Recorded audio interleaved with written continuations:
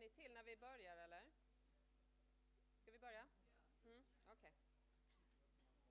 Your Excellencies, distinguished speakers, and dear all, it's my great honor to welcome you to this conference on the theme of Europe at War, Northern Europe's role in transatlantic security, which the Atlantic Council Northern Europe office, together with the Konrad-Adenauer-Stiftung Nordic office here in Stockholm, is hosting together. My name is Wieslander, and I'm a director for Northern Europe and head of the Stockholm office. And I also want to welcome all of those who are following us online. This is obviously on the record, so feel free to use quotes and tweet, and we actually encourage you to do that and to engage with the conversation here today.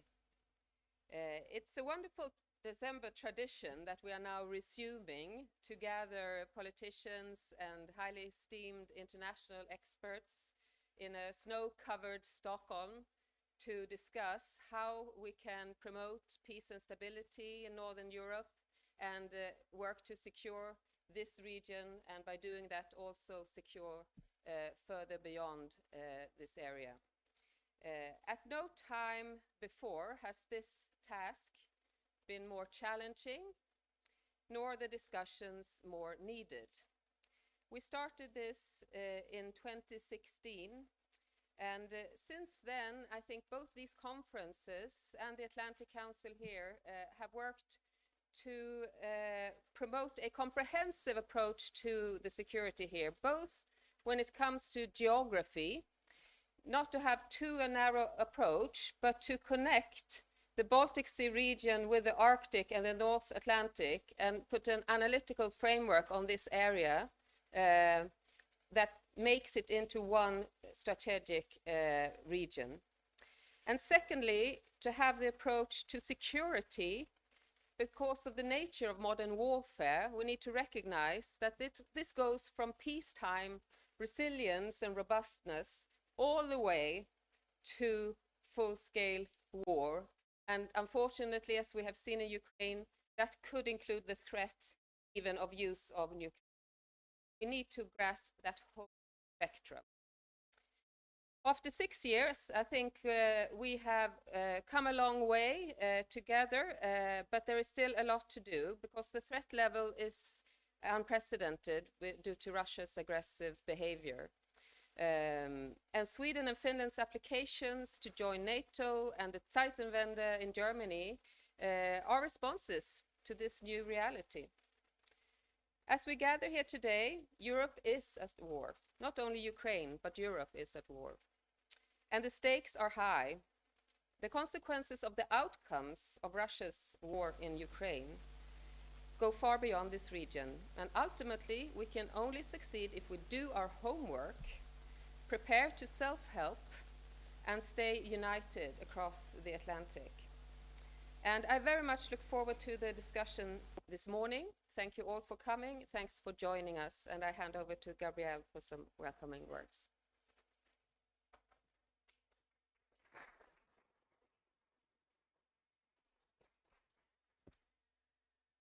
Yeah, excellencies and dear friends, a warm welcome also from my side. And I would like to thank Anne and the Atlantic Council Northern Europe, first of all, for an excellent cooperation on preparing this event. And as it was said, we have had a traditional December conference in previous years. It was then interrupted by the pandemic, but now we would really like to go on, and it's so timely and it's so necessary to go on.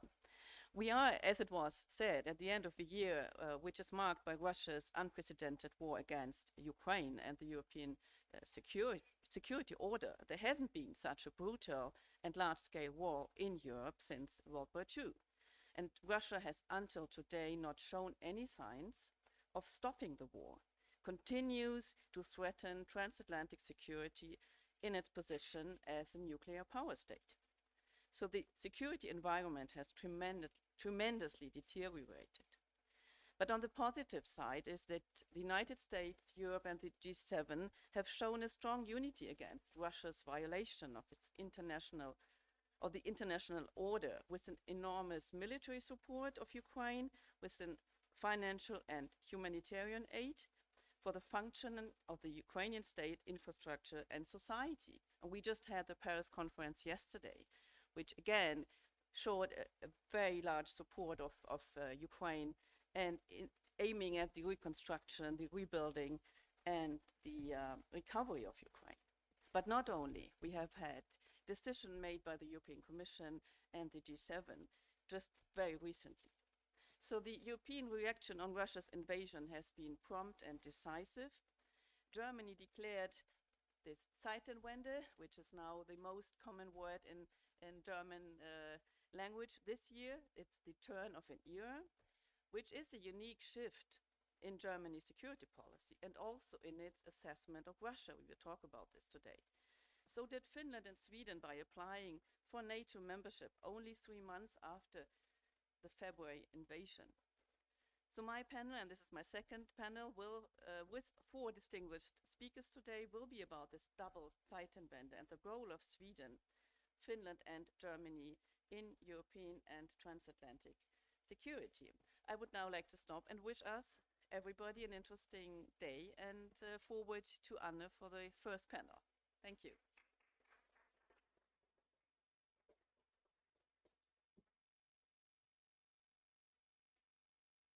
So, when Sweden's newly elected moderate-led government took office in October, they announced that Sweden would have, for the first time, a National Security Council and that a new national security strategy will be developed. And for the first time ever, Sweden will have a National Security Advisor who will lead the work of the Council. For this task, the government has assigned Henrik Landerholm, who is now in the process of proposing organizational structures and competences needed to fulfill this mission. It's my great honor to introduce him as our keynote speaker for this conference. Henrik Landerholm has a long and broad and distinguished career, both as a politician, civil servant and diplomat.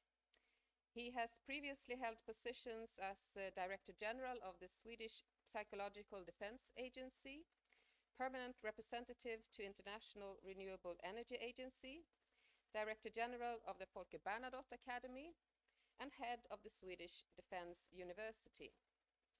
Between 2011 and 2021, he served in the Swedish Foreign Service and led the overall Swedish operation in northern Afghanistan for 2 years, before becoming Sweden's ambassador first to Latvia and then to the United Arab Emirates. Between 1991 and 2002, he served as member of the Swedish Parliament for the Moderate Party, where he chaired the Defense Committee between 1998 and 2002. So, with this little short introduction of Henrik, I would like to give our first National Security Advisor the floor. Please, Henrik. Welcome.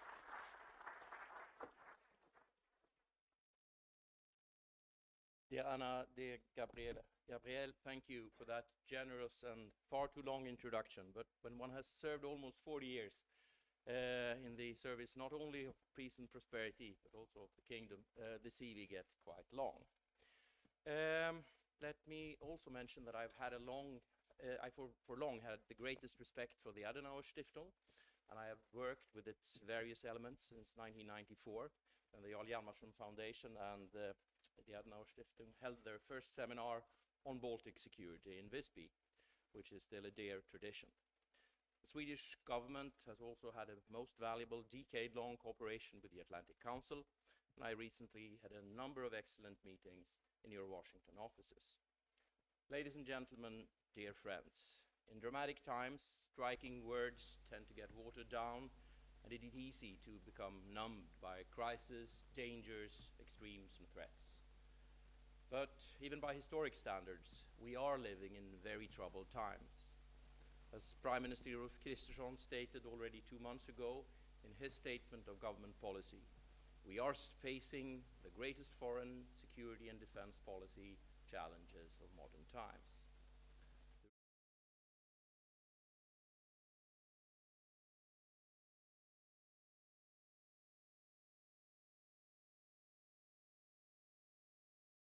scale of the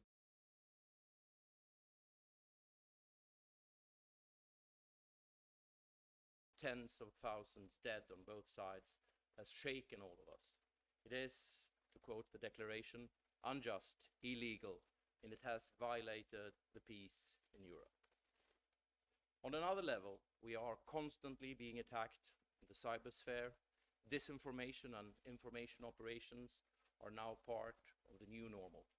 The very fact that I was tasked last year to establish the new Psychological Defense Agency was testament of this threat.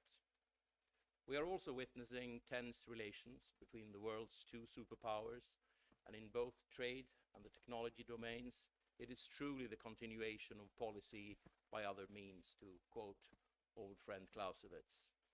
And yes, China's rhetoric towards Taiwan is worrying, and all threats of military force are unacceptable. And yes, any confrontation would at the very least be disastrous, with dramatic impacts on trade, multilateralism, global issues, and European security. Further, and not less important, we are witnessing an ongoing decline in global democracy and the dire impact of climate change, not at least on agriculture, energy demand, violent weather, and migration. This trend cannot be underestimated. On the other hand, the Russian war of aggression has united NATO and the EU and strengthened solidarity and determination in difficult circumstances. It is a show of strength from Western democracies. And looking at our own region, Nordic cooperation is not only an option, it's an absolute necessity. Few, if any, countries share the same values and interests as we do among the Nordics. The Prime Minister speaks of a paradigm shift in Swedish defense and security policy, and did so once more at yesterday's press conference regarding the relaunch of the Defense Commission, and I could not agree more. Dear friends, great challenges demand great change. Sweden is entering a new era. The strategic context, our relations, and our mindset are being reoriented. This is not a simple makeover or an add-on.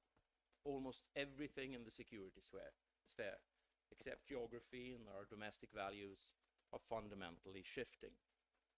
In the personal sphere, it could actually be compared to starting a family. Yes, the parents and their values are still the same, but work, sleep, priorities, perceptions, fears, and hopes fundamentally change when you add kids.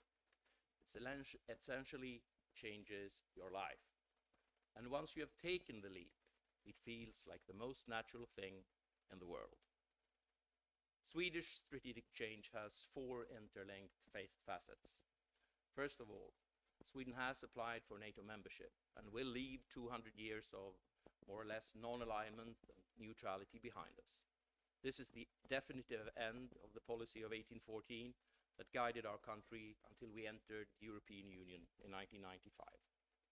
Collective security, deterrence, and the capacity to come to the defense of other allies entails a fundamental shift. Better late than never, some would say. Others put the blame entirely on the Russian threat. I would argue that it is long overdue to join other Western democracies in collective security, as I left the very same Defense Commission, as mentioned before, in 1995, as the then government did not cherish an agreement, we had to investigate the full spectrum of security policy options at the time. Secondly, Sweden will increase its defense spending to 2% of GDP by 2026.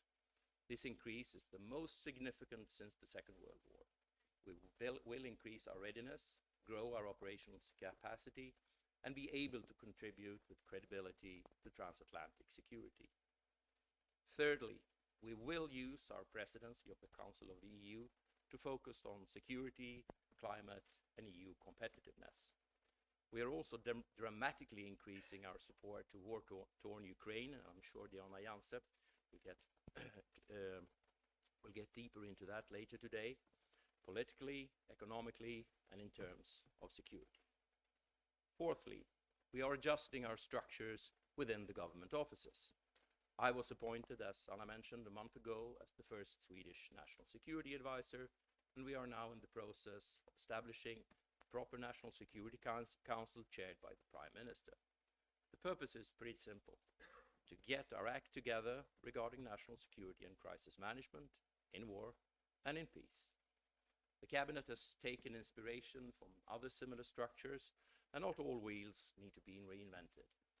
The government has also made some important changes in the government office structures and made changes, for example, the Ministry of Foreign Affairs organization, to better reflect our new reality. And our Ministry of Defense now houses both military and civilian defense elements, ministers and state secretaries. And it is all about making to-do with limited resources, focusing on democratic values and vital interests in order to maximize our security. The prime objective within the government offices is to create the culture of strategic awareness and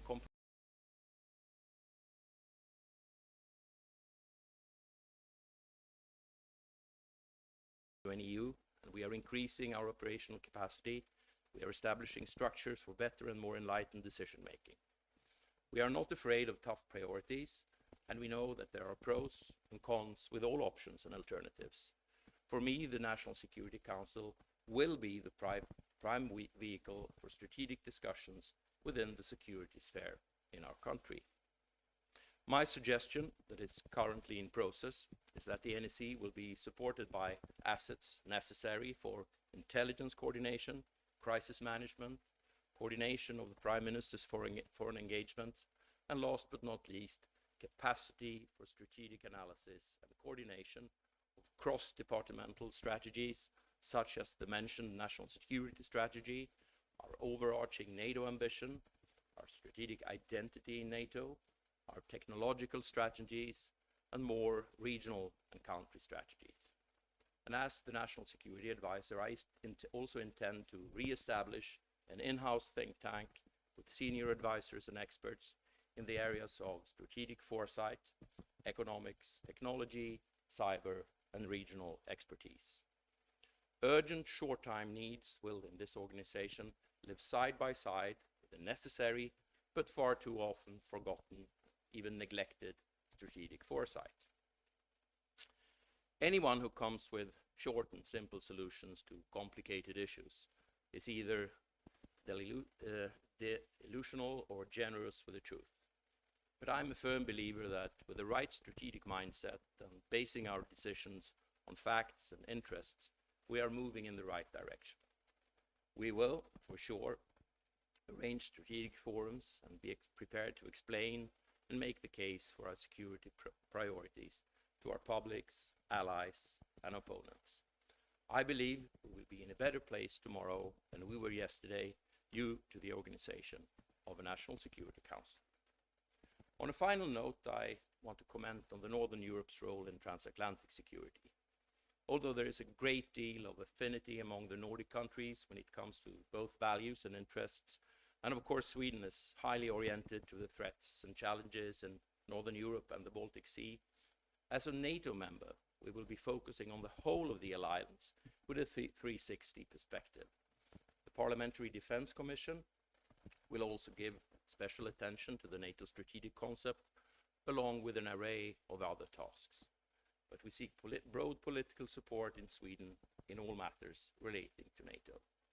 I expect Sweden will be present in all geographical and functional staffs, and we are highly motivated to contribute to all NATO members' security.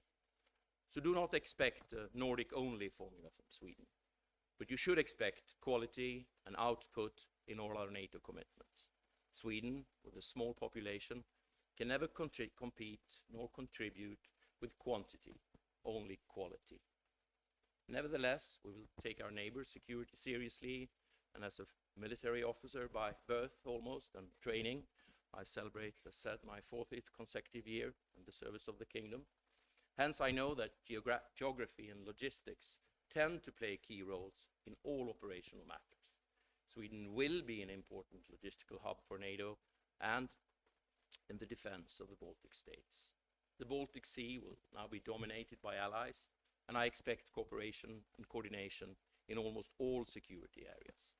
We will exercise and train more, and Sweden will learn from the best. We will also have US engagement as a top priority, just as it is the case for all our allies around us. Together, we will strengthen this northern flank from the Baltics to the high north. We will strengthen NATO as a whole, and we will make Europe more secure to face tomorrow's challenges. Thank you.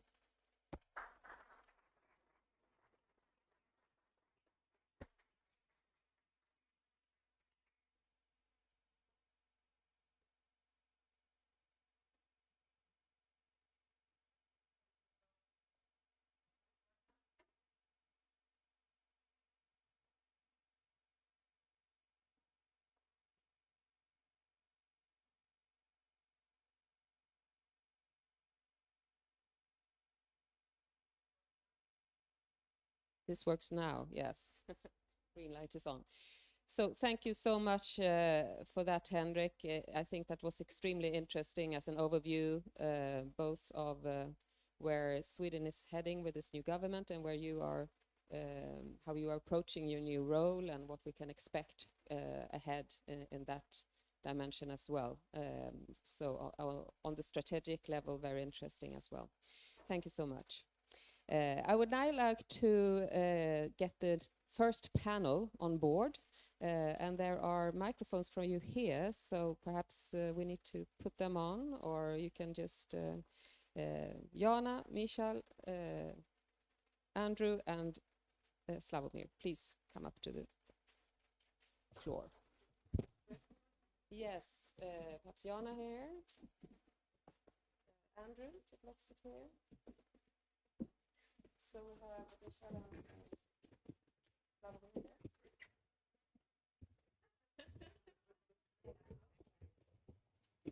Okay.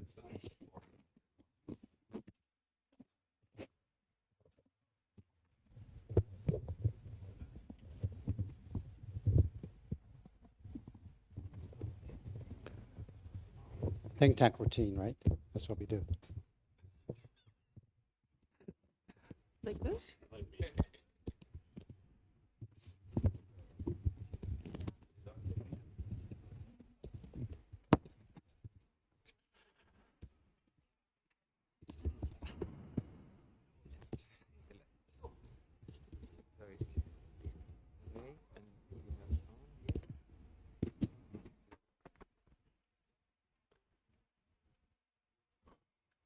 I don't know. Yes, it's working. Yeah, we all set. Perfect. That's really weird. So this panel is on the theme of a united front. And I think what the starting point for us is, of course, that Russia is counting on fracturing unity and outlasting the West to win the war in Ukraine and to shift the balance of power to its benefit, I would argue. We want to address the current state of Western support to Ukraine and longer-term strategies to ensure peace and security in Europe. And my thinking is that we can do this along three dimensions. Basically, there is the unity that we need between the US and Europe on the transatlantic level, where we have that, for instance, when it comes to sanctions, when it comes to what kind of support, not least military, there has been discussions what to provide for Ukraine. But there are also some risks, perhaps, of Inflation Reduction Act, for instance, in the US. Could that spill over to trade problems between Europe and the US, for instance? So there are some risks of a drift between us, even though we have all seen a remarkable unity so far. And then there is also the unity within the Europe and the EU, between old and new Europe, you can say, and between perhaps the East and the West, those countries closer or further away to Russia, and also what kind of historical ties you have with Russia. And here we have just recently the crack between Germany and Poland on the Patriots that were offered to Poland. But there are other examples as well on this. And then I think the third dimension of unity is the unity around the sense about what values and principles that we want to preserve and build the future security order upon. To what extent do we really want to preserve the international rules-based order, or are we moving towards a different system? And how big is this stake? Is it just about Europe, or is it actually a global contest, as we hear from the Biden administration? It's about democracies versus autocracies on a global scale, which not all Europeans perhaps would agree upon. So I'm very pleased to have this extremely high level of panelist speakers with me to dig into these questions, and we will then continue with other ones more related to Ukraine. You can read about their distinguished careers in the pamphlet we have. We have also linked to their most recent works and articles, so you can take part of that. So I will just briefly introduce you. So Dr. Sławomir Dębski, who is director of the Polish Institute of International Affairs, PISM, welcome. Dr. Jana Puglierin, senior policy fellow at the European Council on Foreign Relations and head of its Berlin office. Dr. Michta, Dean of the College of International and Security Studies at the George C. Marshall Center for Security Studies and a non-resident senior fellow with the Atlantic Council and the Scowcroft Center. And Michal Baranowski, who is managing director for German Marshall Fund East. Yes, you think. And until recently, as least senior fellow and head of the Warsaw office, or still. We are growing. Yeah, you're growing. So it's just expanding, basically. Yes. Excellent. So I think I have asked you to prepare just 6 minutes or so of your thoughts around the theme of the unity that we are needed, and we will go in a flow and then have a discussion, and I will also open up for questions from the audience or remarks from you, so we can have an interactive session as well. So please, I would like to ask Sławomir to start. Well, Anna, thank you very much, first of all, for inviting me, and let me express my congratulations to you. We have been knowing each other for some time, and I remember numbers of discussions we had about possible Sweden's accession to the NATO, which I found very appealing from the point of view of Europe's security and peace, and I would like to give you a full credit for pushing into this direction. So Anna, thank you very much. Let me start from very general observation. We have to, the problem I have with our policies of generally of the free world is that there is a gap between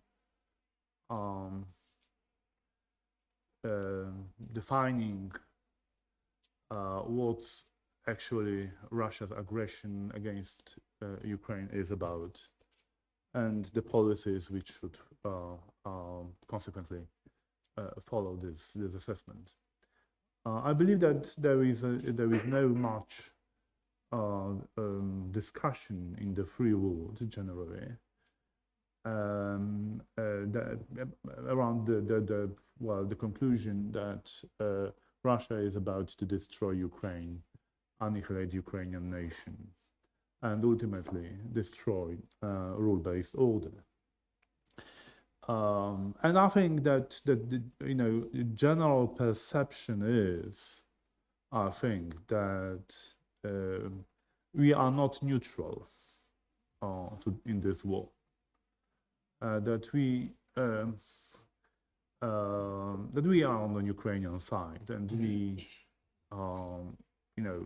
if we read and follow the statements of the politicians, they quite often say that whatever it takes, we should be with Ukraine, stand with Ukraine, and help Ukraine to repel Russian aggression. The trouble is that, first, we are doing it too slow. I mean, because if the stakes are so high, there is no time to to waste. I mean, the longer this war continues, the higher price Ukrainians pay. During the last 8 months, we saw that actually our policies have been moving. The Biden administration had absolutely no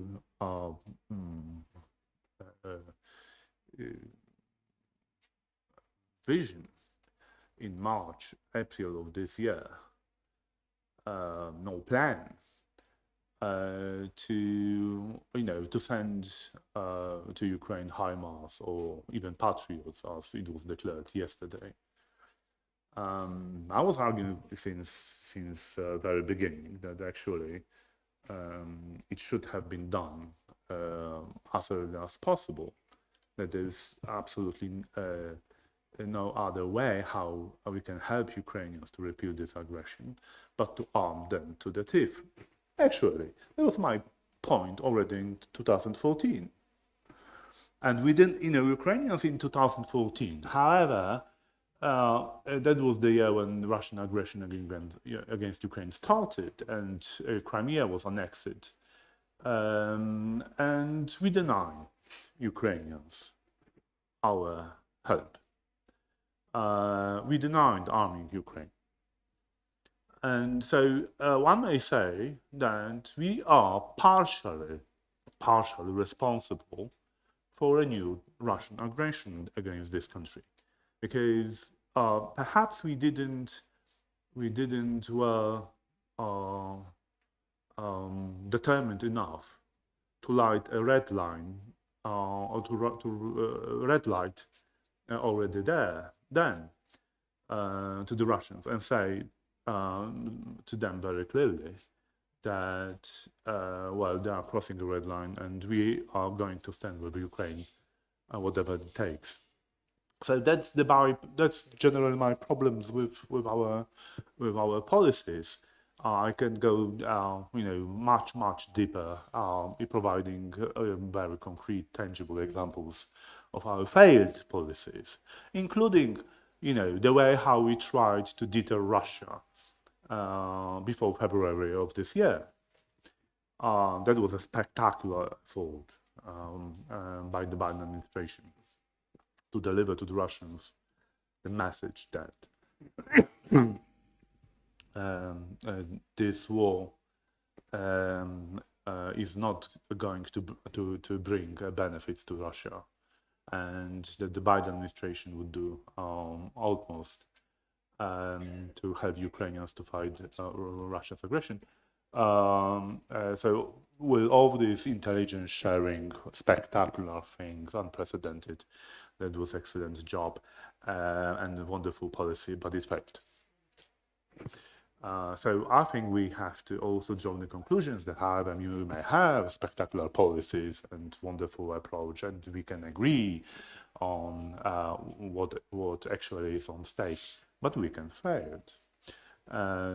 So it means that we should do much more and be much more effective. Ultimately, I think we are moving in this way into the right direction, but we are doing it unfortunately too slow. And as I said, Ukrainians are paying a too high price for our,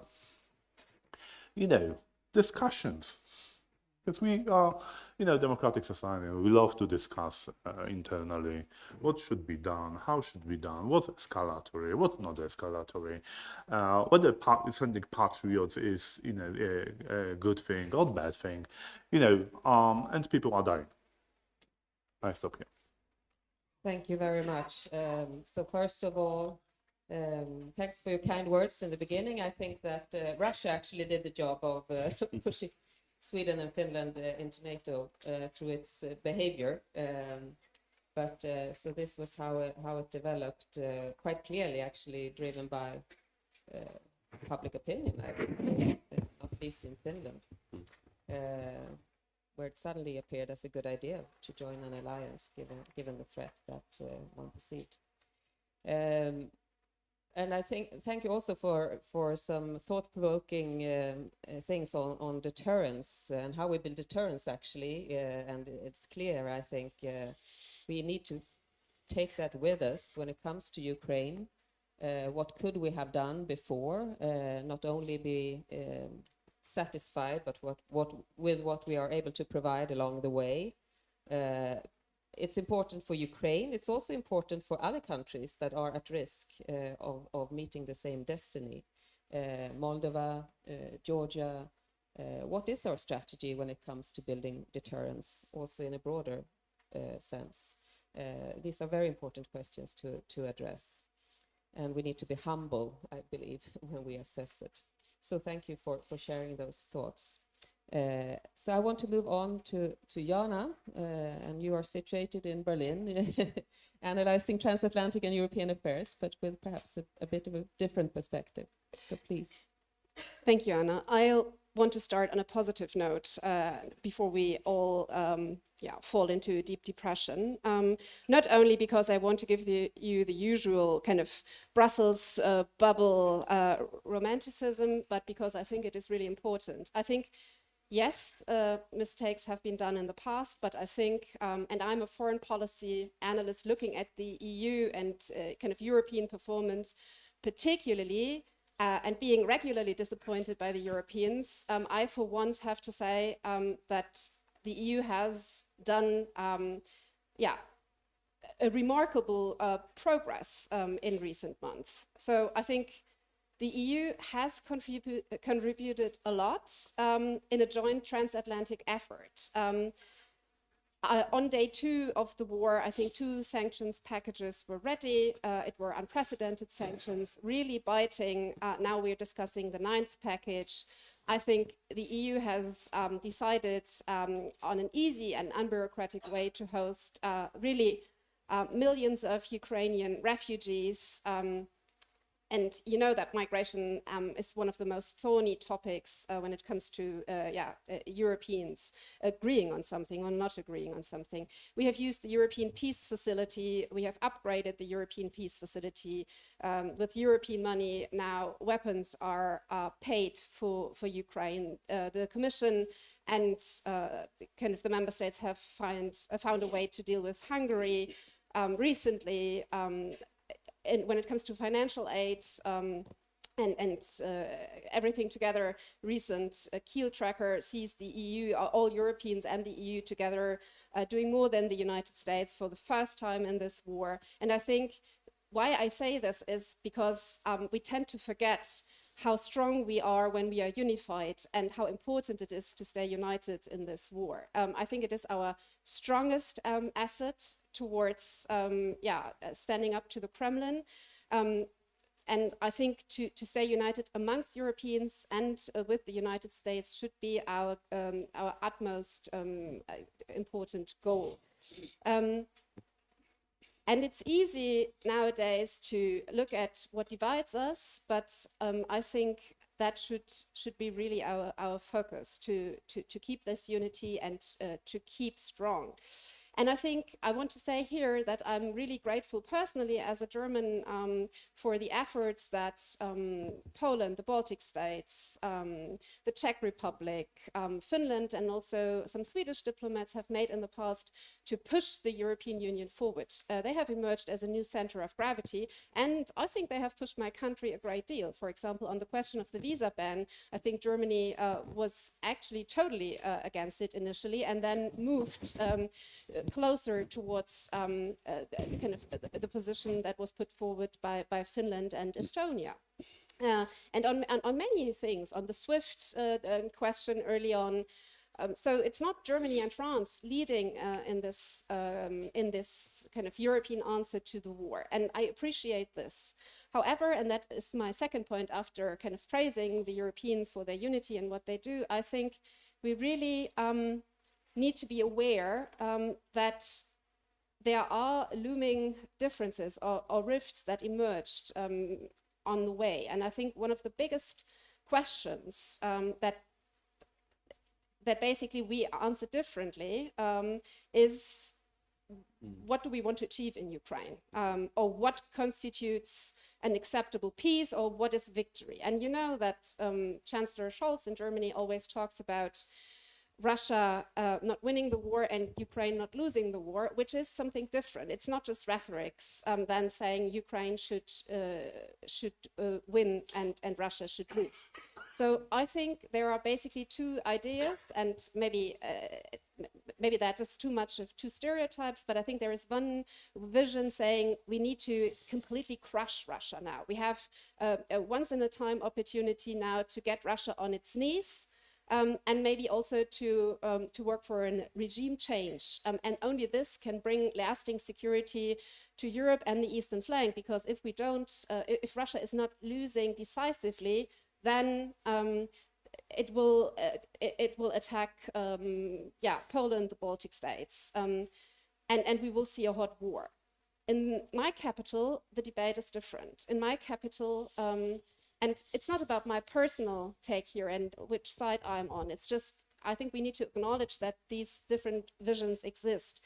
There is a thinking that Russia stays our neighbor, that regime change is not really likely, that a Putin in decline, which I think even the Germans see now, that kind of Russia is clearly losing this war, but a Putin in decline, when pushed into a corner, kind of afraid to lose its power grip on Russia by, for example, forcefully kind of taking Crimea, could lead to a spiral of escalation. I think this is the biggest fear, I would say, in some quarters in Berlin. I think especially also in the SPD, the Social Democratic Party, and in the Chancellery. So there is a lot of speculation about red lines, what would trigger kind of a nuclear threat. And it's just a more reluctant approach. It's not this understanding that we need to crush Russia, but it's much more cautious and much more,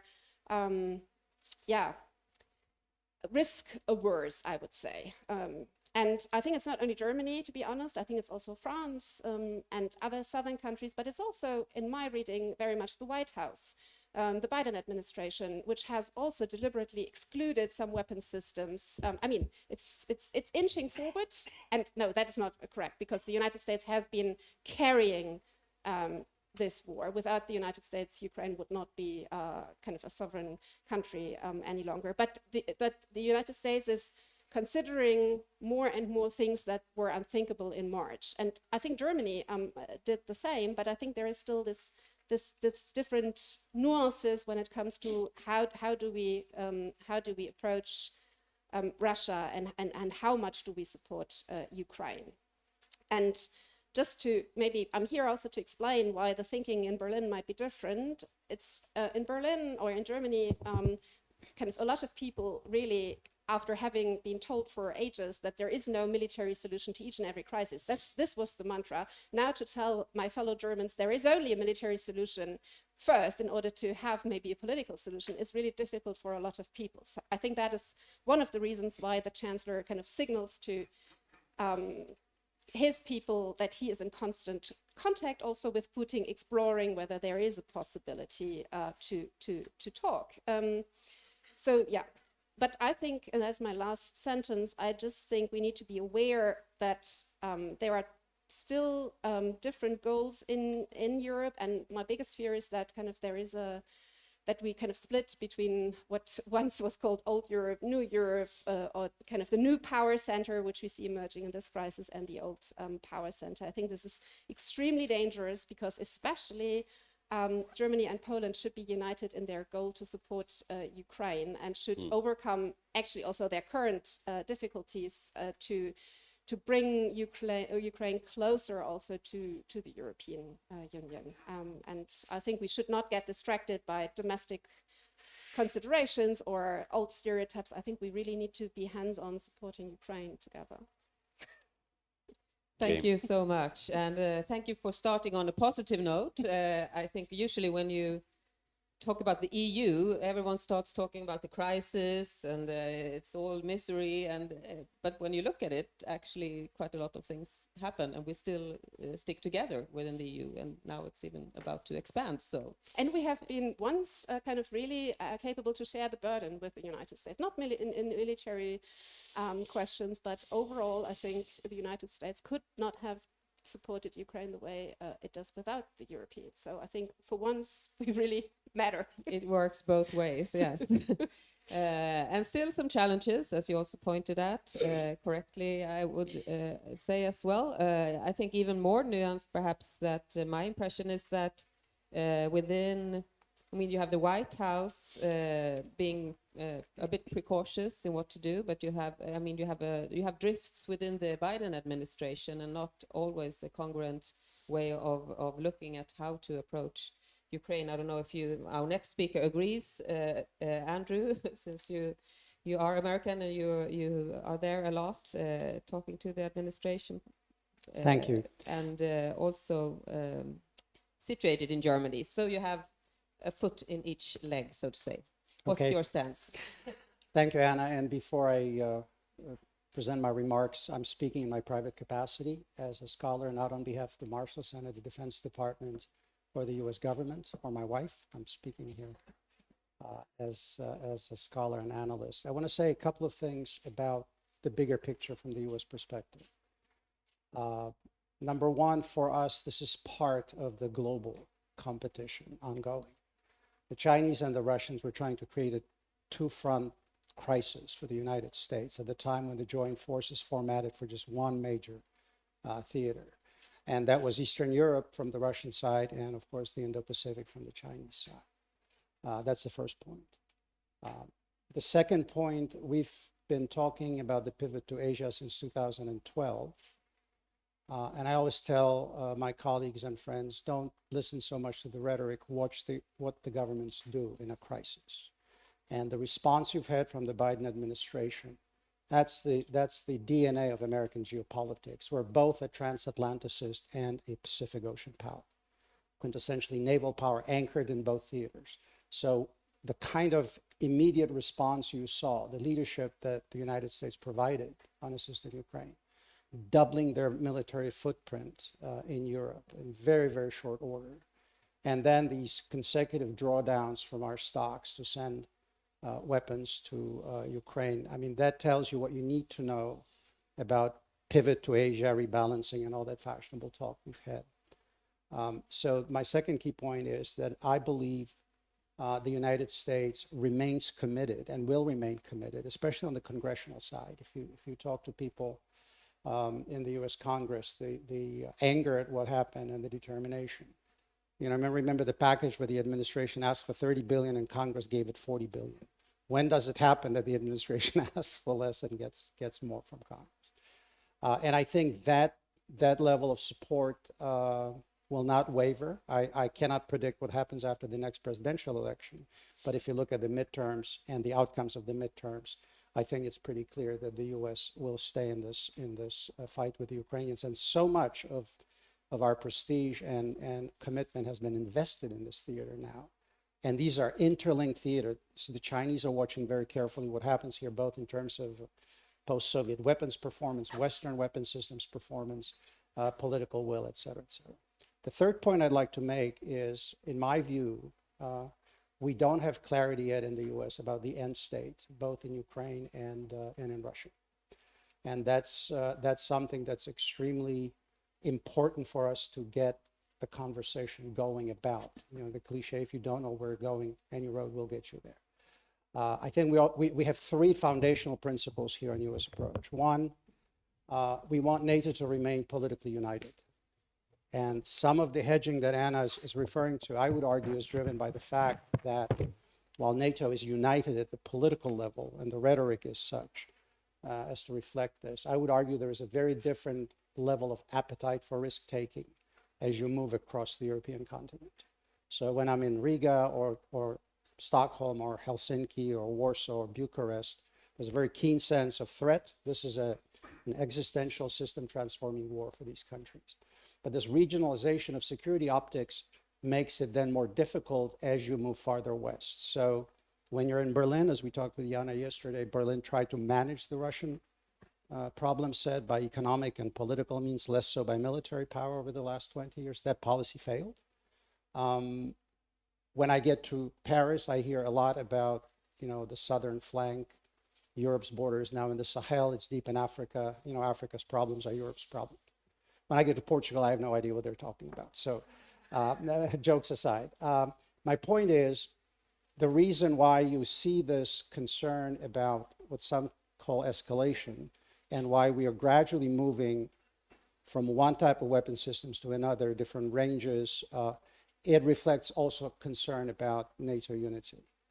The second point is we are committed to making sure Russia does not destroy Ukraine, that Ukraine emerges from this as a sovereign democratic state. But what is the end state? What is the end shape of this? What this means in terms of reconstruction? And most of all, as I've argued for quite some time, and I think we're getting to that position now in at least policy conversation, not at the level of the administration or Congress. But I think we will have to address Ukrainian membership in NATO if we are to talk about reconstructing Ukraine in any shape or form. Simply put, you will need lots of private equity in addition to government money to undo the kind of horrific damage that's inflicted on that country. And you're not rebuilding post-Soviet Ukraine, you're building a new Ukraine. You're re-imaging Ukraine, if you will. So the cost of reconstruction will have to include private equity, private funding. Not a single red cent will be put into Ukraine, into a country that's under constant threat of destruction. So we're having our conversation backwards. I've got this running argument with some colleagues who are saying we should do both because after all, we talked about reconstruction of Germany already in 1943. It was not really a serious discussion. It was a small group that was created just like in any conflict. We were focused on winning the war. We need to focus on winning the war, I would argue, and then on securing Ukraine. After the price that that country paid, the fact that it has the strongest armed forces in Europe today, bar none, maybe the United States Army, and that it has showed itself that it operates like a NATO force. Flat communications, improvised, blend commercial and military, and all of that. So we'll need to address the security equation first before we can talk about other things. And the third pillar of U.S. approach to this, we don't want an all-out war between NATO and Russia. So that's kind of the left-right rails, guardrails that we're trying to operate in. Having said that, every additional day that the war lasts raises the cost of Ukraine's rebuilding and reconstruction. It's not just the human toll, human cost, but every weapon system that's not delivered to allow them to defeat the Russians on the battlefield increases the cost and raises the prospect of Ukraine becoming a failed state in human, administrative, and economic terms. Let me address very briefly the question of Russia. I think we have a tendency to look at this war in a kind of linear fashion. That is, depending on where the battle is currently, we make projections. So when the Russians invaded, Ukrainians will be done in 3 days. Battle of Kiev, they won. The Russians are finished. The Russians took the Soviet-type hammer, started murdering them at a distance. The Ukrainians are done. They got HIMARS, 777s and whatnot. The Ukrainians are winning. They took her. I always tell my friends, langsam, slow down. This war is nowhere near the end. In my view, it's going to get much more dirty and bloody before it's done. But I think with every step, we're getting closer and closer, especially in Europe, to understanding that this is a system transforming war. I call the situation in Europe a crisis of disbelief, that the political leadership in key European capitals simply cannot yet fully accept and comprehend and embrace how foundationally transformative these events are. And that then calls for rethinking the most important approach to security that I have not seen in Europe over the past 30 years. Europe has disarmed to a point that it will probably take about 10 years to restore the conventional capabilities. With the storm gathering in the Pacific, the United States will be pulled of necessity more and more in that direction. And so the conversation in NATO, in my view, has to shift from burden sharing to burden transferring when it comes to the conventional components of deterrence. The US providing the nuclear, high-end enablers. You saw in this campaign, by the way, that only American forces can do the kind of massive logistical move that we did. And that Europe still, with all the talk about strategic autonomy, strengthening this and that, simply is not capable to respond in a crisis of a military nature. So I am convinced that the United States will be committed to bridging in Europe for that period, for 10 years going forward, on one condition, because everything will boil down to how Congress sees it. If the Europeans don't rearm, I think it's going to be very hard to make the argument that we should continue on the same trajectory. And especially when it comes to risk-taking. The alliance is politically unified, rhetorically unified. It needs to act in unison, I think, going forward. And I'll pause here. Thank you so much, Andrew, for those very insightful remarks. And I think, thanks especially, I think, for pointing out the connection between what happens in Ukraine and Russia's aggression with a global perspective and the connections with China and how this all plays out from a Washington perspective. I think that's very important for us here also to perceive where Russia is very close, China is far away, and there are lots of different views on how to perceive China in this sphere of military. How does it connect to the military at all? At the same time, it's noticeable how China is watching what we are doing in Ukraine and the responses. So it will affect them to a large extent. So I think we will come back to that. Also, some of the other points on the end game, I think, are important to dig into.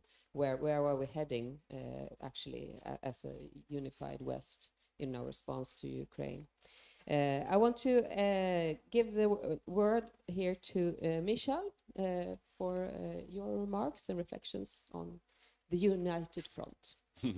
Thank you very much, Anna, and wonderful to be in snowy Stockholm with many good friends. But it's really wonderful to see how Sweden is thinking about the war in Ukraine, the changes that we are seeing in Europe. And I think, as Henrik pointed out, this is a break in Sweden's policy, first one, really, since 1814. This really shows, in terms of your joining the alliance, it shows how big the changes are and how you are perceiving this. And coming from Warsaw, it's really striking how similar our optics are of the dangers. And then maybe I'll start here with the stakes from the perspective as well. I mean, the fact is that on December 14th, today, we are living under the umbrella of Ukrainian armed forces. If things have gone differently in the first weeks after February 24th, we would be having a very different conversation. So we have to acknowledge that, yes, on one hand, we are protected. We are, and you are going to be soon, by NATO, but really what stands between us and Russia is the brave soldiers of Ukraine and their whole society. And and this is what you really feel in Warsaw. That's why you have such an openness of the society as well. It's very emotional in that sense as well, but it's rooted in our deep interests as well. But you ask, so that's what at stake for our investment. That's why you see Poland really giving everything that we can, including 300 tanks, because we know that they are fighting our war, and we need to be fighting with them. But you ask about unity, and I wanna. We have a friendly thing going on with Jana, so I want to challenge a little bit Jana on the two ideas that she put forward. But I think this was exactly right identification of the ideas what should be done vis-a-vis Russia, what should be done in Ukraine. Well, let me first say of the glass half full that it could be much, much worse on unity. It really could be. And here I really credit Biden's administration. Andrew mentioned it's rhetorical. I wish it was deeper, but if we had someone else in the White House, if we did not have the intelligence sharing ahead of February 24th, we could be in much, much worse place. So we are actually, despite how bad the situation is, we are probably living in a pretty good world. But Jana, you said that two ideas are one, crush Russia, and then you explained the view in Berlin. Parts of Berlin. Parts of Berlin. And you are not actually representing that part of Berlin. We know that. But it is what the first view is not about just crushing Russia. It's recognizing that if Russia is not stopped in Ukraine, if Russia does not learn the lesson that imperialism and living outside of the borders is not acceptable and will be punished, it will reconstitute sooner or later and will be at our borders, at the borders of the Baltic states. And soon it will be your alliance as well. So that's the view, and that's why the victory of Ukraine is necessary. I would also push back on a little bit on I mean, it is striking, and I think Sławek mentioned this as well, that the further you are from Russia, the less concerned you are about the most outrageous scenarios that they are putting forward, nuclear escalation. We are actually rational in seeing that they need to be stopped there, and that they are basically scaring, especially Berlin, with this rhetorics of escalation. And West has been very good, and United States here was very good in sort of treating Russia like a boiling frog, right? Boiling frog because it started with smaller weapons. Now they are higher and higher capabilities. Yesterday, administration mentioned Patriots. So, and they are not actually escalating. They are not responding, right? So, and then it's a question if we are moving too slow or just right, because we are certainly not moving too fast. So that's on unity. And maybe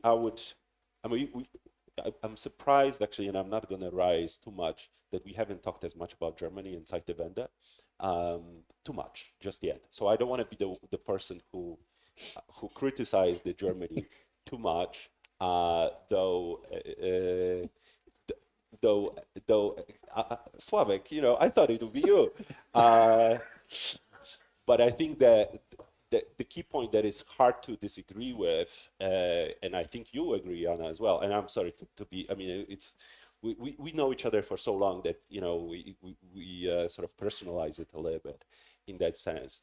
But Zeitenwende is, if it started, it has started, but the speed of the policy changes is just insufficient for us, for Ukrainians, and when we talked about the possible engine that you could have between Poland and Germany as well, that's on the point that Jana, you raised as well, that can work, and it could work really well if Germany changes, and frankly, if Poland changes as well. And then we could have the two countries being the engine of European security policy and engine of European Eastern policy. So I will finish with just a couple challenges and then goals ahead, if I can.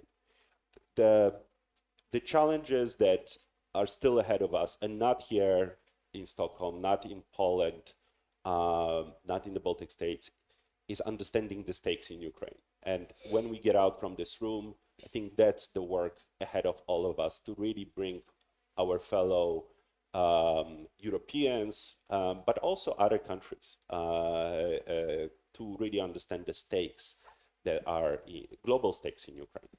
The second big challenge that I see is domestic politics. domestic politics that, in case of Poland, often drive the foreign policy. In case of Germany, are slowing down the Zeitenwende. But in case of United States, we are also complementary to the United States. But there is 2024 election coming up. There have been very difficult or voices within the Republican Party that really question US engagement in Europe. And there is a possible also, the much faster shift, both withdrawing and perhaps pivoting. So, I mean, the US politics can be a big problem as well. So the goals for us, and here for you, I think it's please count on us and all in figuring out Sweden's place in NATO. We are so excited to have you with us.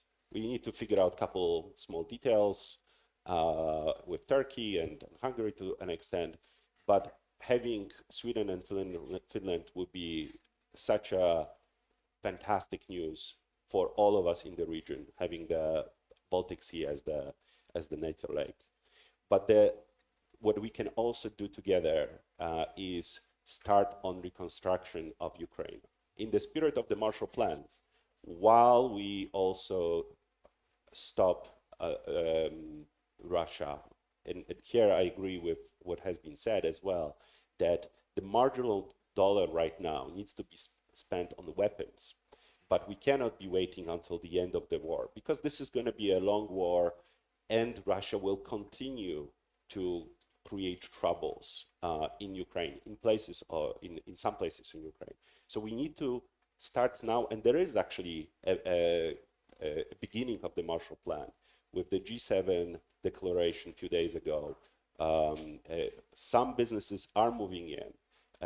Nestle has just announced opening a big factory in Western Ukraine. So let's not wait. And here is where Sweden can play a vital role in reconstructing Ukraine, as you also figure out your place in NATO. Let me stop here. Thanks. Thank you so much. And I really like that metaphor of an umbrella that Ukraine provides, that not only does NATO provide security for all allies, but that Ukraine provides security in reverse. And I think that's one of the, as you say, it's really worth underlining how to explain that and pursue that. I can already hear some arguments here that, look at Russia, it's so weak. Do we really need to spend all that money on increasing defense when you have, it's a weak adversary, and now they are fighting in Ukraine, and when that ends, what will be left of Russia? That's one argument. And then comes in Andrew's argument that is, it's a bigger picture also. It's not only about what happens there. And also, I think, important that the escalation argument, yes, we will have that in our safe places, in our saloons here in the West, and trying to fine-tune what to send to Ukraine. But as you said, there has been no, you also have to see what happens then. And it actually helps Ukraine when we send more advanced weapon systems. It doesn't, they win rather than lose, and that's a good thing. So I think that's also an important thing to underline. And the dimension there that we have here in Sweden, and I know Germany as well, other countries, if we look at when you travel to Poland or the Baltic states, you have an understanding of the conflict, and if it would come next to you, you can see directly how that would affect you. Here, I think a little bit further away, you tend to see, well, shouldn't we keep what we have here within our country? If something happens here, we will have nothing. While in the Baltic states have sent most of what they have already, you have also sent a lot to the frontier. It's a different kind of thinking. So we who are further away and perhaps less threatened, we send less. And the ones at the frontier, they send more. But don't only on the assumption that then the others come to the rescue. Isn't that also part of the equation? That kind of Poland and the Baltic states send more, but kind of expecting that if something happens on NATO territory, other countries would provide help. In Polish case, there is, but look, the other aspect that is happening, and we haven't talked about it as much, is that yes, Poland is sending 300 tanks, but at the same time is buying 1,000 tanks, right? So you have also, the Baltic states have a different budget, but you have, very quick build up of capabilities. So hopefully people will come, but I don't think that that's the main assumption. No. So thank you so much. And I have a few things that I want us to dig into as a starting point to follow up. And one is, if we look at Ukraine, several of you have mentioned it, as we are moving ahead, there is a big discussion, will Ukraine win on the battlefield or at the negotiation table? And what is actually an acceptable peace? What's the end game here? What do we see as acceptable in the West? And I wonder especially, is there unity on Crimea? For me, that appears as a major issue ahead. You can see two directions of this. Basically, either you follow international law and order and say that Ukraine has the right to its acknowledged borders, which is pre-annexation 2014. That would be Crimea back to Ukraine. That's also what they want, the Zelensky government. Or you have more of a, because then it's all settled. That will be their arguments. You cannot have Russia inside of Ukrainian borders anymore. Look how it has been. Or you have more of a geopolitical approach to it, perhaps, saying that, well, look at the map, look at how big Russia is, look at how they would need the Black Sea anyway. And if we don't solve Crimea now, when we settle the peace, it will always be a risk. And that could trigger a new conflict. And you can hear those arguments both in some European capitals and in Washington, D.C., for instance, and that makes you wonder if the unconditional support for Ukrainian peace negotiations are there do you believe that they are conditional or unconditional, and what do you think would be the future here when it comes to what's going on in your mind when you look at possible acceptable peace for Ukraine? I think that this debate about the role of retaking Crimea in overall strategy misses the point, because I believe that Ukraine will not win this war without retaking Crimea. So it should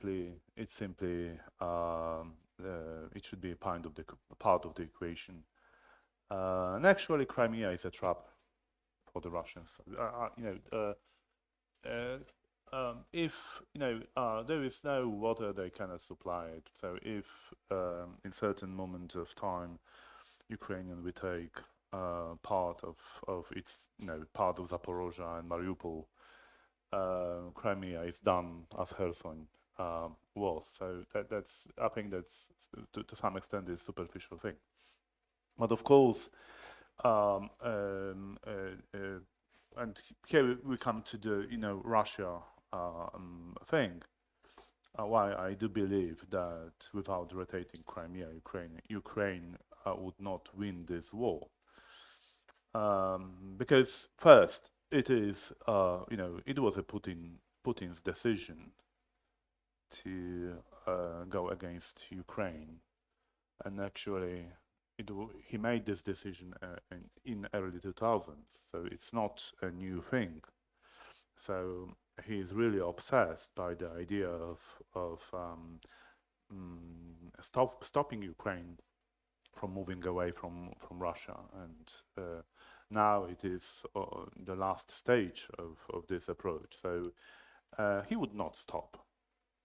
So if we want him to be denied of his plans, we have to take use this opportunity created by his own propaganda, because now actually he believes he's winning. It is for the third time when actually Russia extended its borders and expansion in Ukraine. 2014, Crimea, Donbass, and now after February, they gain new Ukrainian territories under their control. So actually Putin really believes he's on track. So if we want to win this war, we have to deny him this perception, or rather we have to deny him the opportunity to tell this to the Russians, because ultimately the Russian society which should come to the conclusion that actually this war is not something that brings the benefits to Russia and the Russian society. You know, there is, and it is not a rocket science actually. You know, if we ask ourselves the question how nations lose wars, they lose these wars because, you know, there is no more public support for carrying it out. Simply, public / army, of course. And us Ukrainians can bring a Russian army to the moment that they would not be able neither to conduct offensive nor defensive operations anymore. That's possible. That's feasible. We can help them to do that. And I think we are moving in this direction, but not enough with enough speed. Ultimately, we will arrive to this decision. But had we done it faster, you know, the Ukrainian would pay the less price. That's my view. So how to do it? How to deny Putin this opportunity? And well, Ukrainians should reclaim these territories which were announced by Putin as a great victory of Russian armed forces. I mean, Mariupol was, you know, is the first on my list here. I mean, if they lose Mariupol, you know, they hugely invested in propaganda on propaganda field on this aspect. If they lose the Mariupol, if they lose Donbass, it will be clear for the Russians that they are not winning this war, and actually they are paying highly too high price for all this catastrophic endeavor. So I think we can do this. And my last point here.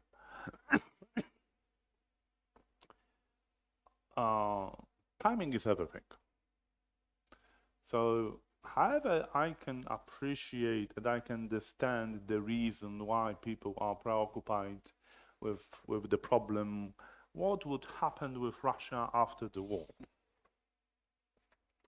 That's intellectually appealing, but in the time when the Ukrainians are dying, when they are suffering, the civilian population is suffering, I would, you know, those people would be better advised to shut up. And it is not the right moment to deliberate on this issue. Perhaps this moment would come, but it is definitely not the right moment now. I think that was a message to Paris, or well, I don't want to be too specific. You know. No, we can come back to that in a more specified order. But so basically, the whole of Ukraine needs to be respected according to international law in order for peace to be acceptable. Who wants to go next? Jana?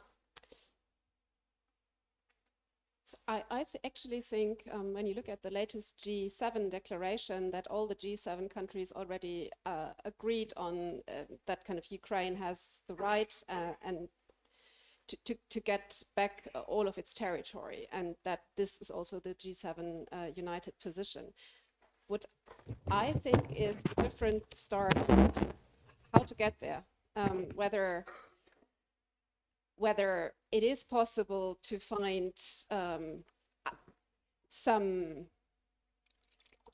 point where I think that is still how I interpret it. I'm not a government official. I'm just a poor think tanker trying to make sense of what comes out of the government. And the problem is the government is also very much divided in Germany because the chancellor is much more risk averse than the foreign minister, who is I think, much more pushy, but then also never kind of really pressures the chancellor to really do something. So she's very strong with rhetorics, and it's very difficult to make sense. But what I think they all could agree on is that the hope is that one could reach a situation on the battlefield where Russia realizes that it is losing and where Russia is ready to negotiate. And then I think it's highly unlikely, but basically the Zelensky plan of late March, kind of to have then maybe a negotiated solution over Crimea, that would be kind of the German ideal. How realistic that is, I don't know. But I think it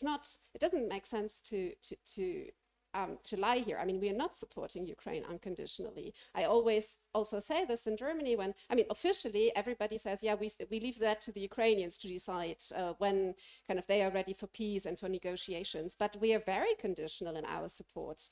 And actually, I think boiling the frog is the problem. I think also the United States, I mean, we have been very careful what weapon systems to provide and not to provide. The ATACMS are not sent yet.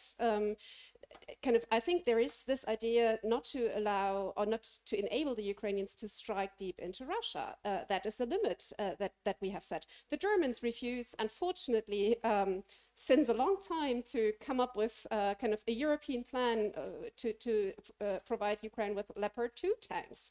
So I think there is the possibility to do more theoretically, even though I have to admit that kind of the German military is stretched really thin, and I think people already, like Poland and the Baltic states, go where it hurts with the howitzers, where they cut in their own flesh and kind of accept weakness to support Ukraine. But of course, it's conditional. With the intelligence that I think especially the United States provide, I mean, they kind of, without that, the Ukrainians cannot strike. And of course, you can control what they do or what they don't do. So I think it is sometimes, I think, a bit cheap to hide behind the Ukrainians and say we don't have an interest in this, or kind of we don't control this. I think we control very much of it, and also through our financial aid. I mean, Ukraine now is really dependent. If the West decides to cut financial aid, they are done. And so I think we have a huge responsibility here. And I think boiling the frog is actually exactly the problem. I think the Germans would be very much on board with this strategy. That's what they do. I mean, initially it was about Strela and Stinger. Now it's about Iris 2, which not even the Bundeswehr has. And it's about rocket launchers like Mars 2. It's about the howitzers. It's about the Gepard. So we have been boiling the frog. We have done things that I think in February, end of February, would have been unthinkable.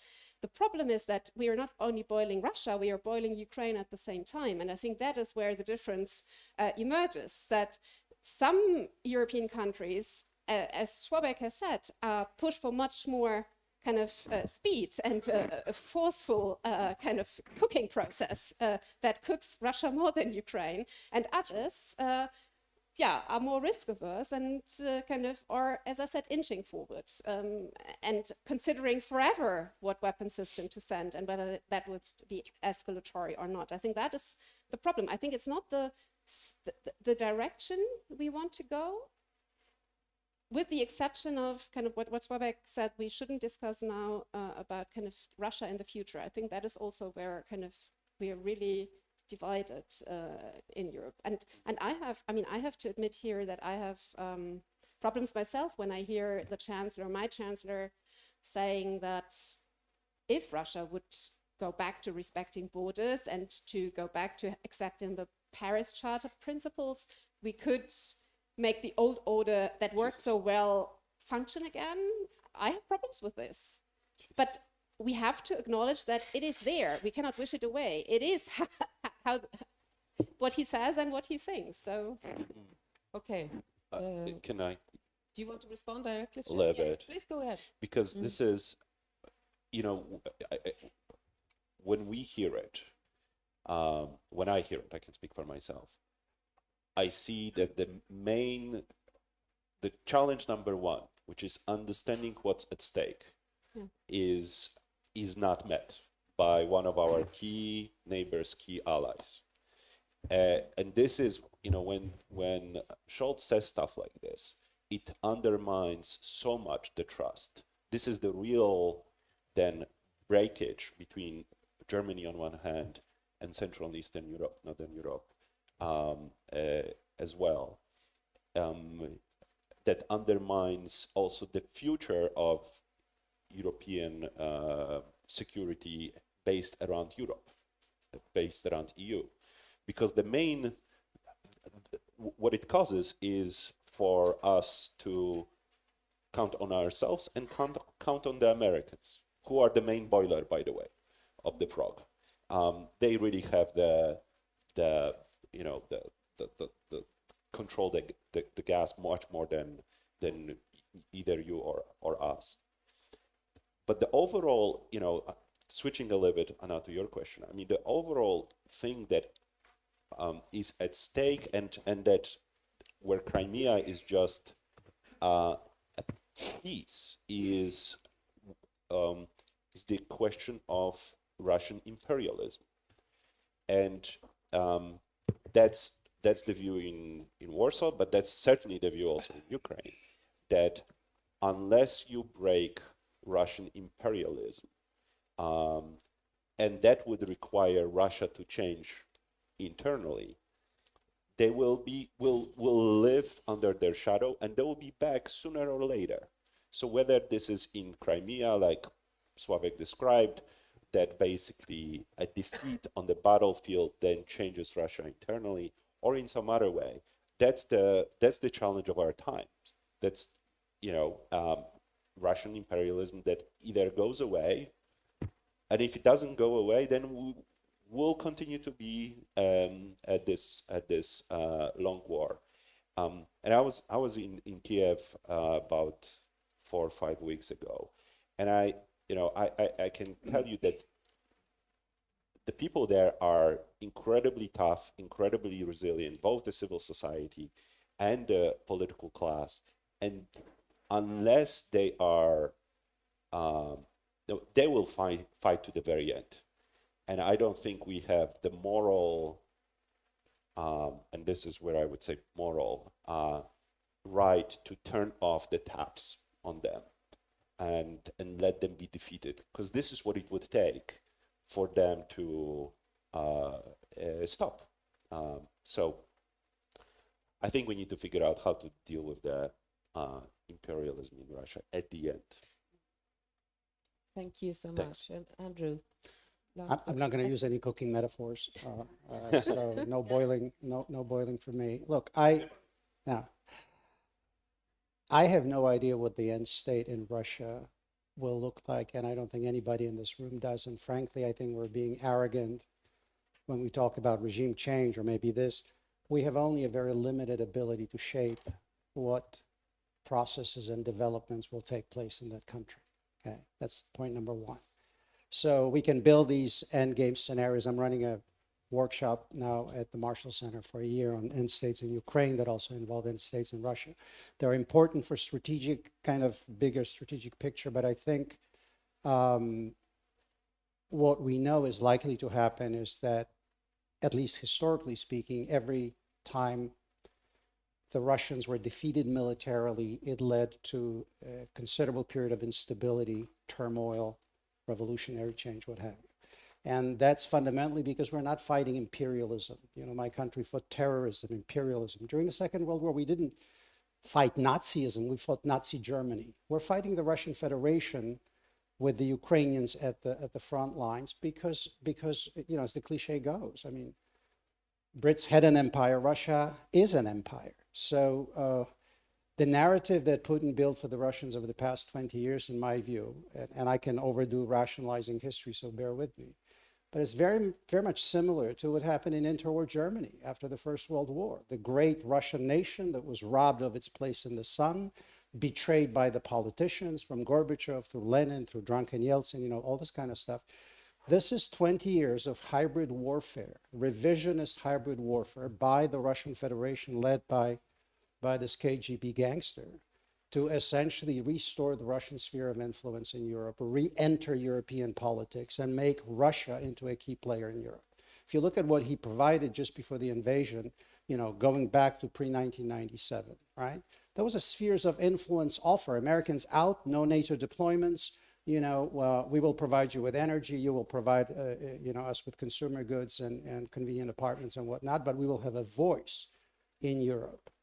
So what I think needs to happen, rather than talking about what the end state might be, we need to focus on one thing. If my analogy to Nazi Germany, you know, the kind of Dolchstoßlegende that you had in Germany after the First World War, and the second bid for empire, right, under the Nazis, that was finally broken in 1945, we need to concentrate on one thing, in my view. Russia must lose this war in Ukraine in a way that no Russian politician can spin away for the Russian public in any other way. But yes, we are no longer capable of playing that game. And the task is not that complicated. If you look at the performance of Western weapon systems compared to the performance of Russian weapon systems, I mean, there's no question. Given the right tools, I think Ukraine can defeat and expel the Russian military. I don't know if they'll be able to do it in 2 years from now, but right now, you know, it has won the military mobilization game. Putin's blunder was that he only partially mobilized. The Ukrainians mobilized the entire nation to go to war. We've trained them since 2014, very seriously since 2016. What they need, however, is for NATO, as our collective community, to understand something very fundamental. We're running out of stocks, okay?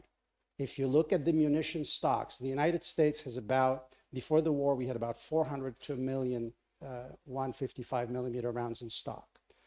With the drawdowns, I think we're correcting around the 26th or 27th, we've sent about 2 million rounds of artillery. Bundeswehr has probably enough to fight for a couple of days. It may not be a political will question, it may be a question of numbers. We're running short on javelins, HIMARS rockets. If you look at what the Europeans can provide, I had a conversation in Normandy where a French colleague said, well, we've sent 1/3 of all of our long-range artillery to Ukraine. There was 18 Caesar guns. Are you kidding me? You know, the Russians were firing up to 60,000 rounds per day of howitzer ammunition during the August surge. The Ukrainians could respond only with 5. So my point is, we need to move to wartime production on munitions, weapons, equipment, because it takes time. And if we don't do that, we will be running into some very harsh reality. Yes, we want to support the Ukrainians, but we really don't have anything. Sławek mentioned the Polish tank shipment. When the Poles sent about 230 T-72s, they ended up with 2 brigades with nothing to drive and nothing to shoot. Abrams, it's a 1 production line. Everybody's buying the F-35, right? Finland's buying the F-35s. Germany is buying the F-35s. The Air Force needs to get about 48 units per year of that production line. All of this rearmament will take place. Defense industry will not invest in new plant facilities unless it gets contracts from the governments and guarantees that those weapons will be purchased. That is not happening, ladies and gentlemen. That's why I say the crisis of disbelief. Last point I want to make here. I think it's very counterproductive for the French president to say we need to offer security guarantees to Russia, because it implies that somehow NATO is responsible for this war, right? I mean, if we're saying this, then the aggressor is actually the aggrieved party. This is nuts. And we're giving the Russians a propaganda tool. Notice another thing. I'm sick and tired of people talking about NATO expansion. That's Russian lingo, and it's entered our discussion. We talked about NATO enlargement in the 1990s as an autonomous, democratically driven, sovereign process of countries that make decisions to bring allies into their community. So we have allowed the Russian narrative to enter into our conversation. I think this is not rocket science. Europe is an incredibly wealthy continent. What is it, 500 some million people? And we're debating whether or not, you know, a country X should spend 2% on defense or 3% or 1%. I frankly think this is the wrong conversation, because I don't care if you spend 7% on defense if 80% of that goes to your personnel costs and you're not buying any real exercise capabilities. I would rather have a NATO conversation. Country X provides this capability, country Y provides that capability. SACEUR ties it together in operational planning, and we have a real deterrent force. Europe has more than ample resources, population, money, technology, to successfully deter and, if need to be, defeat Russia. This shouldn't even be a conversation. It requires leadership and political will to make these decisions, accept the reality that there's no going back to the way things used to be. I think that much we should know. And remember, if this conflict is frozen at any point right now, it's a win for Putin. This is what Sławek said. He's already gained more territory. It's a civilizational win. He miscalculated so badly that he needs probably, we estimate, about 4 years to rebuild the military capability. And then he will attack again. And then you'll have a wider war in Europe. I mean, these are the stakes in this game, in my view. And I think what Swedish government did and Finnish government did is transformative. You know, up until that point, up until, you know, the Scandinavians coming in, the Balts were basically exposed beyond belief. Right now, there's geostrategic depth, the amount of air power that will be brought into the equation. High-tech enables, the whole theater changes. And Mr. Putin, the best salesman for NATO of the year, gets 830 miles of additional border with NATO. Mazel tov to him. Brilliant. Congratulations. Yes. Sławomir wants to come in, but I also want to open up a bit for questions from the audience. I think we have a microphone, and then perhaps you can feed in. Sure. So we have Benjamin there. Do we have anyone? We start over there, I think, and then we can have Benjamin coming in. Yes, please. Thank you very much. I'm Johan Berglund from the Swedish MFA. So keeping a united front, as the title of this panel says, is of course extremely important, both whatever we are doing to step up support for Ukraine and also the more longer term challenges that Andrew and others have talked about in rearming and such. So in that perspective, keeping EU and NATO aligned will of course be central in all of this. Can Sweden and Finland as NATO members make a difference in that regard? And if so, any advice from the panel on that regard? Thank you so much. Should we start with Michal this time then? Don't you want to take Benjamin? Do you want to or take you take Benjamin as well, and then you can think? Exactly, thanks. I understand. Thank you very much. Benjamin Tallis, German Council on Foreign Relations. That was a really great discussion. Thank you to you all. A couple of small observations and one question. One, the Ukrainian umbrella metaphor is great. I think this is totally right, but it doesn't change the need for us to fix our own roof as well. And that's got to be key. So to Anna's point about, is Russia a degraded threat? Well, that's not a chance we can take. Two, is Scholz risk averse? This is how he presents himself, but actually it seems as though he's running a significant long-term and systemic risk through this strategy rather than actually being risk averse.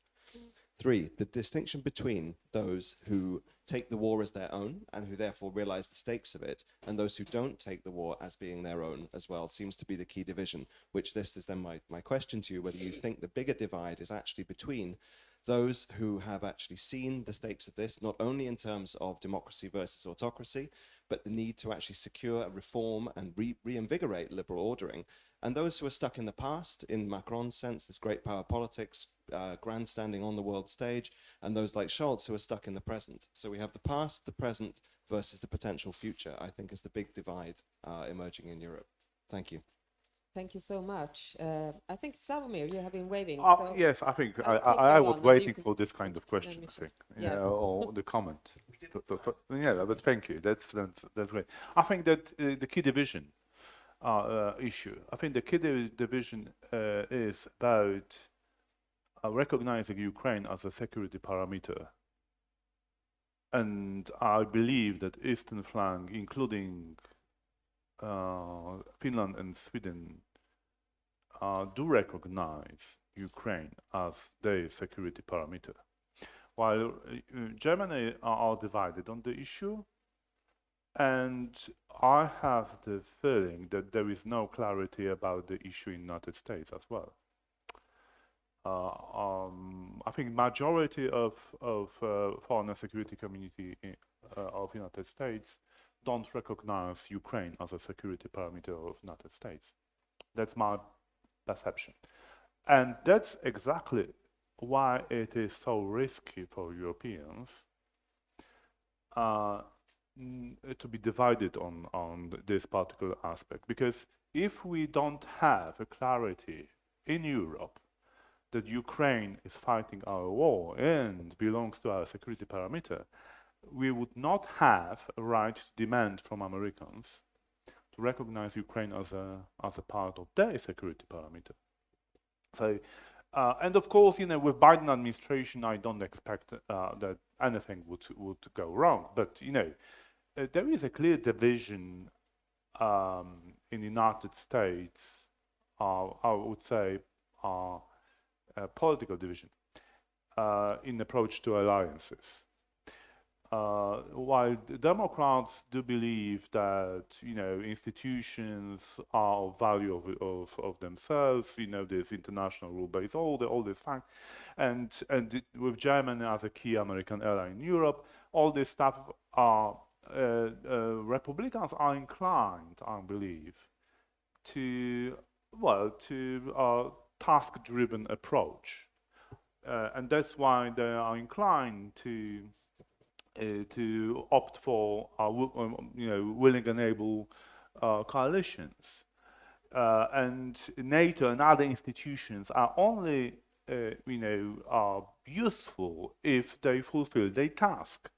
So all these you know, mixed messages coming from Europe, I'm afraid, can undermine unity, transatlantic unity in the future, because you know, if we imagine that a Republican candidate wins the next election, Americans may simply say, you know, we don't need NATO, we need, you know, coalition of the willing to do their job, and it would undermine the unity, transatlantic unity, very much so. Thank you so much. We only have a couple of minutes left for the panel, so very briefly, and please also address Sweden and Finland. Absolutely. So one sentence on umbrella. Umbrella absolutely is not a solution. It just gives us time, right? So we, instead of having, we now have a little bit of time to fix ourselves. On the EU-NATO alignment, thanks to Finland and Sweden joining, so I think we'll see how this goes. But I think with you being inside NATO, I think NATO will emerge even more so as the key security institution for Europe. Not only that, also the war has shown that without Americans we have big problems. We have Germany really asking Americans to provide sort of cover for their support for Ukraine. So I think NATO is really emerging as the key player here. Now, where there is potential, probably you also with your Swedish perception and sort of preferences, which I think could be explored, is EU's CSDP missions in Ukraine, in Moldova, perhaps Georgia as well, sort of as the bridging capabilities, as we are figuring out what in the end will have to be a solution to Ukraine's security problem, which over time, in my view also, would be NATO, although this path will take us a while. So here is probably a role for you. Thanks. Thank you. Andrew? I will again, like a broken record, come to one thing. I mean, the capabilities that Finland and Sweden bring into NATO will be critical. And you being serious, I understand Sweden has just increased its defense budget. All of this will be very, very important in terms of the deterrent and, if need be, defensive capabilities that the alliance would have. I think NATO has a new lease, potentially new lease on life. This is a chance to actually return to the foundations of collective defense. You know, during the so-called war on terror, NATO has been doing all sorts of different things, as you know. I don't have to say it in this room. I even remember one NATO official telling me that NATO should be used to fight global warming. You know, if that's how we look at the alliance, then we can build new buildings and have new strategic concepts and discussions, and it'll be a hollowed out institution.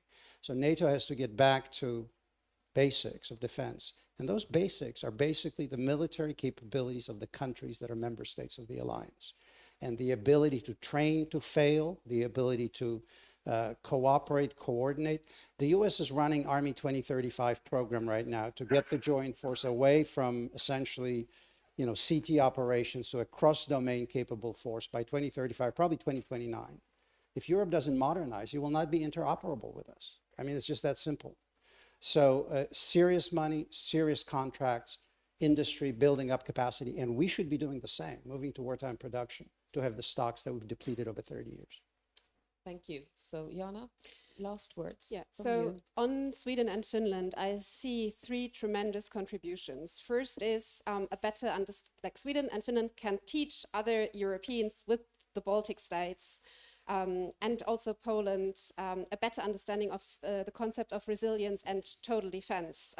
This all of a government approach and just this awareness kind of that war nowadays is not only on the kind of traditional battlefield, but also in the information sphere and in other hybrid areas. I think Sweden and Finland are way ahead of, for example, my country, also in communicating to their population what is at stake and what their contribution is, and kind of the importance of civil-military cooperation, of kind of functioning bridges and motorways and all this. Second, I think the knowledge on Russia is something that is very much appreciated. I mean, it is not as if this wasn't there by other countries, but I think it strengthens the power center in the EU that I described, that has emerged in Central and Eastern Europe, plus the Nordics. I think it's just a joint understanding about security that gets strengthened. I think that is beneficial for others. And then echoing a bit Michal, I would put it differently, the EU-NATO cooperation. I think for me, it is still about making these institutions work together more and better. And that is my hope for Sweden and Finland joining, because I see the role of the EU in the future also as a strategic enabler for NATO. So when it comes to building capabilities within a European framework with money from the Commission that then also is used in a NATO framework, or kind of coming back to the resilience question, what can the EU do, kind of how can the EU contribute to basically NATO goals? And this connection, I see Sweden and Finland as crucial here. And Ben, just for you, kind of, is this our war and are we in this together? I don't know if you've recently been to Greece or Spain or Portugal. I did, or Italy. It's not their war.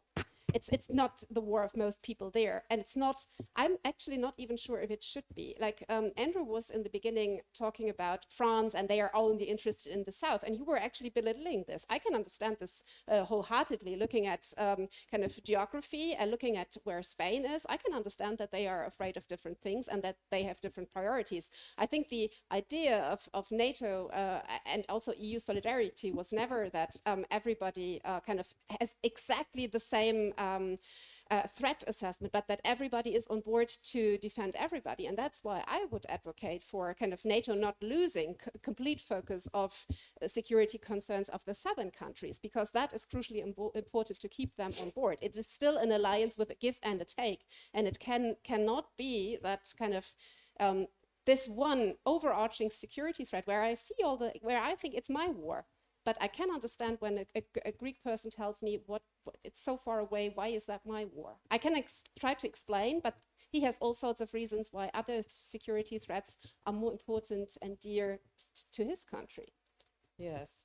On the other hand, if you go to Paris, suddenly Russia popped up in Mali, and then Russia came high on the French agenda because it came closer to them from the south. So it's interlinked. No, I'm not saying that Russia is not a threat to these countries. I'm just saying that there are other threats too, and it's about it's not a one-size-fits-all approach. I think that is too ambitious. I think we will never get there, probably. We will never get there. No. That's why we have the 360 approach, 360 degrees approach. Excellent. So I really want to thank the panel for this very rich discussion. I think we can be pretty hopeful regarding unity, at least in the short term. My sense is this can become more difficult as the war develops and as time proceeds also. And we have identified a range of challenges. So we can work on them as well now from a policy perspective. Please join me in thanking the panelists for Thank coming you. to Stockholm and sharing it.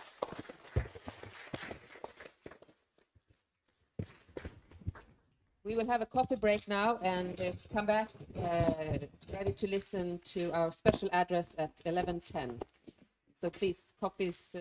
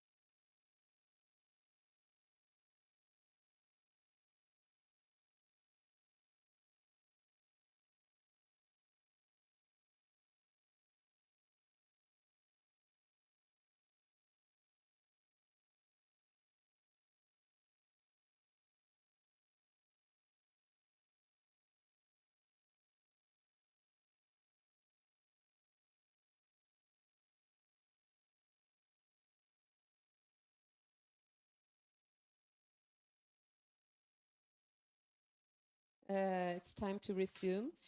I want to share a story with you that I experienced on Monday when I had the honor to attend a lunch hosted by the Prime Minister of Sweden, Ulf Kristersson, with the Nobel Peace Prize laureates, civil rights defenders from Ukraine, Belarus, and Russia. And we asked the representatives from Russia and Belarus what we in the West could do to support their work. And they said, help Ukraine win this war. It's a battle for values, for democracy and freedom. If you stand by your values and support Ukraine, that's the best you can do for us. And I thought that really touched me, and it kind of relates to this whole discussion that we had before the break as well of unity. So there's also unity within those who stand for the same value ground. Our next speaker, I think, has this on her mind when she falls asleep and when she wakes up. What can we do to support Ukraine, and what can Sweden do to support Ukraine even further? It's my great honor to introduce our special address speaker, Diana Janse, who is Swedish State Secretary for Development Cooperation. She has a distinguished career as a diplomat, serving in Afghanistan, Russia, and as ambassador to Mali, to Georgia, and Lebanon, Syria. She has also served as foreign policy advisor and international director at the Moderate Party. And once upon a time, we actually served together at the Ministry of Defense when we helped carve out support to the Baltic states before they joined NATO. So Diana Janse, it's a great honor to have you here. Please. Thank you.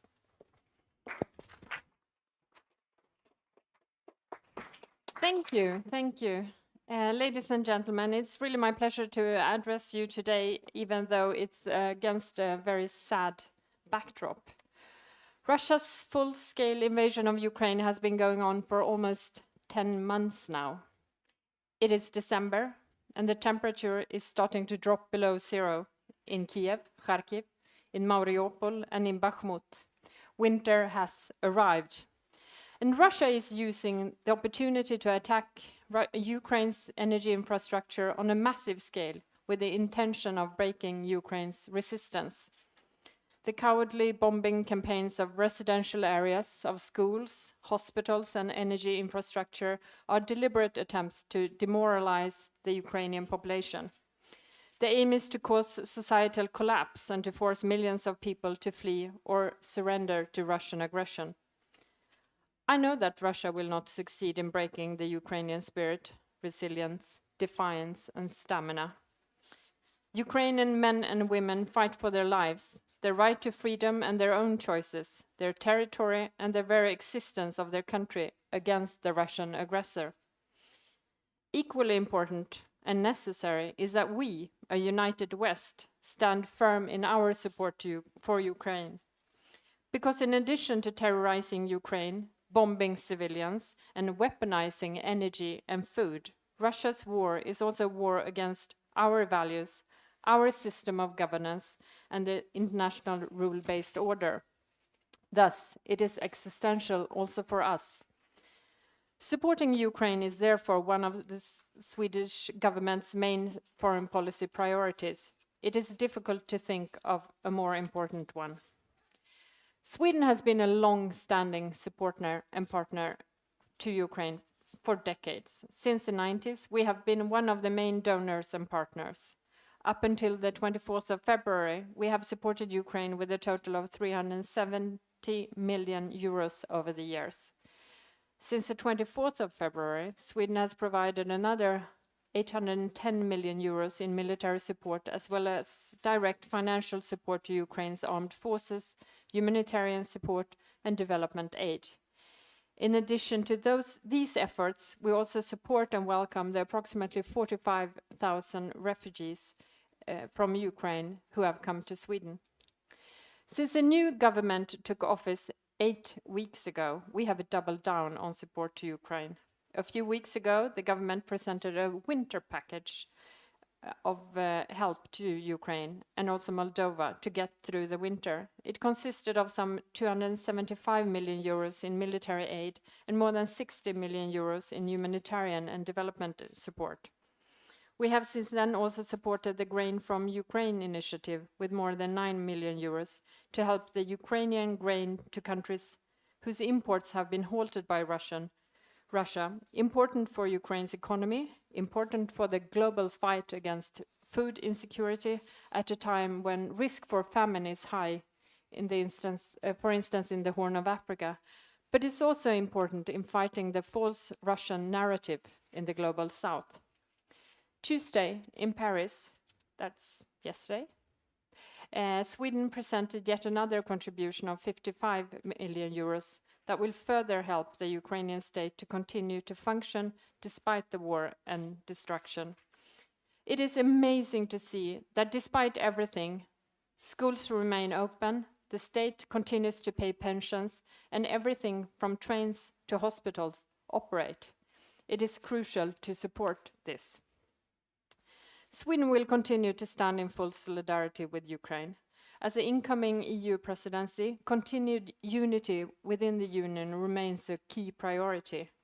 After 8 sanction packages and a 9th underway against Russia as a response to the aggression and a historic decision to grant Ukraine and Moldova EU candidate country status, the EU has indeed delivered in an unprecedented way. 2 days ago in Brussels, the EU was also able to decide on an 18 billion euro macro financial support for Ukraine. A united EU continues to deliver. The EU is now coordinating the efforts to support the long-term reconstruction of Ukraine. This work has already begun, and we will use all the tools available during our EU presidency next year to help move this work forward. Sweden also stands ready to, on the development cooperation side, to step up our efforts to help Ukraine meet the demands along the path to EU membership. Where am I now? Sweden is proud to be a partner to Ukraine and to be a generous donor in these difficult times. And we are pleased to see not only that EU member states and the EU as an institution, but also so many other democratic countries deliver.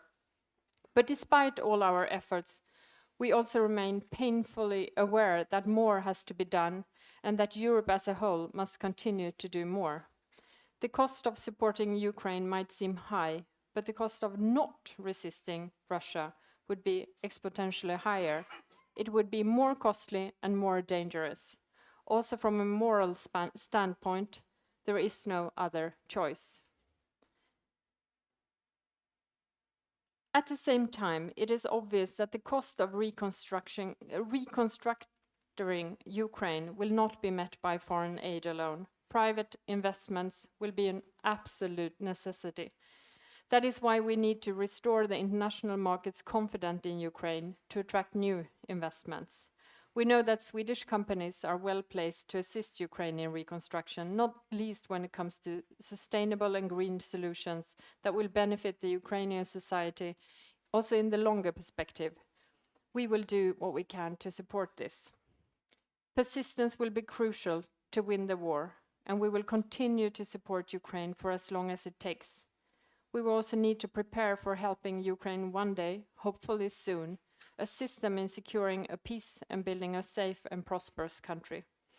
As the saying goes, if you want to go fast, go alone. If you want to go far, go together. Ukraine can and needs to win this war. Thank you for your attention.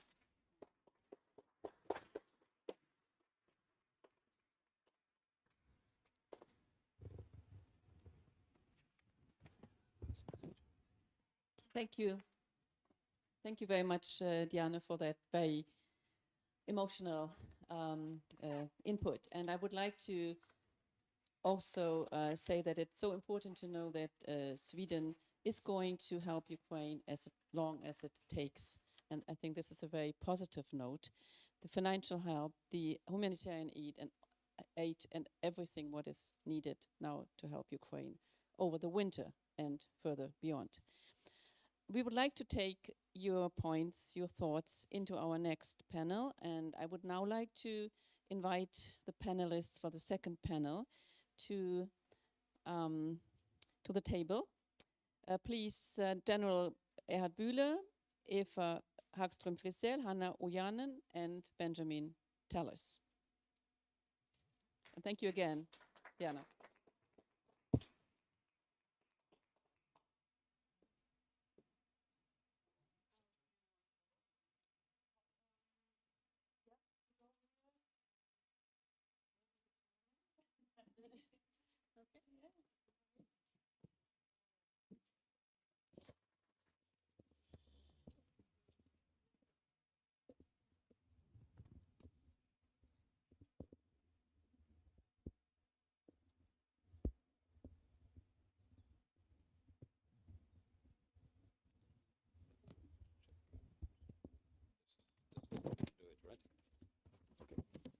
Got it.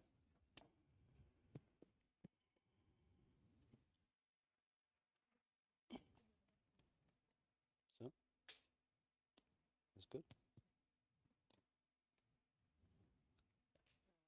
The other side.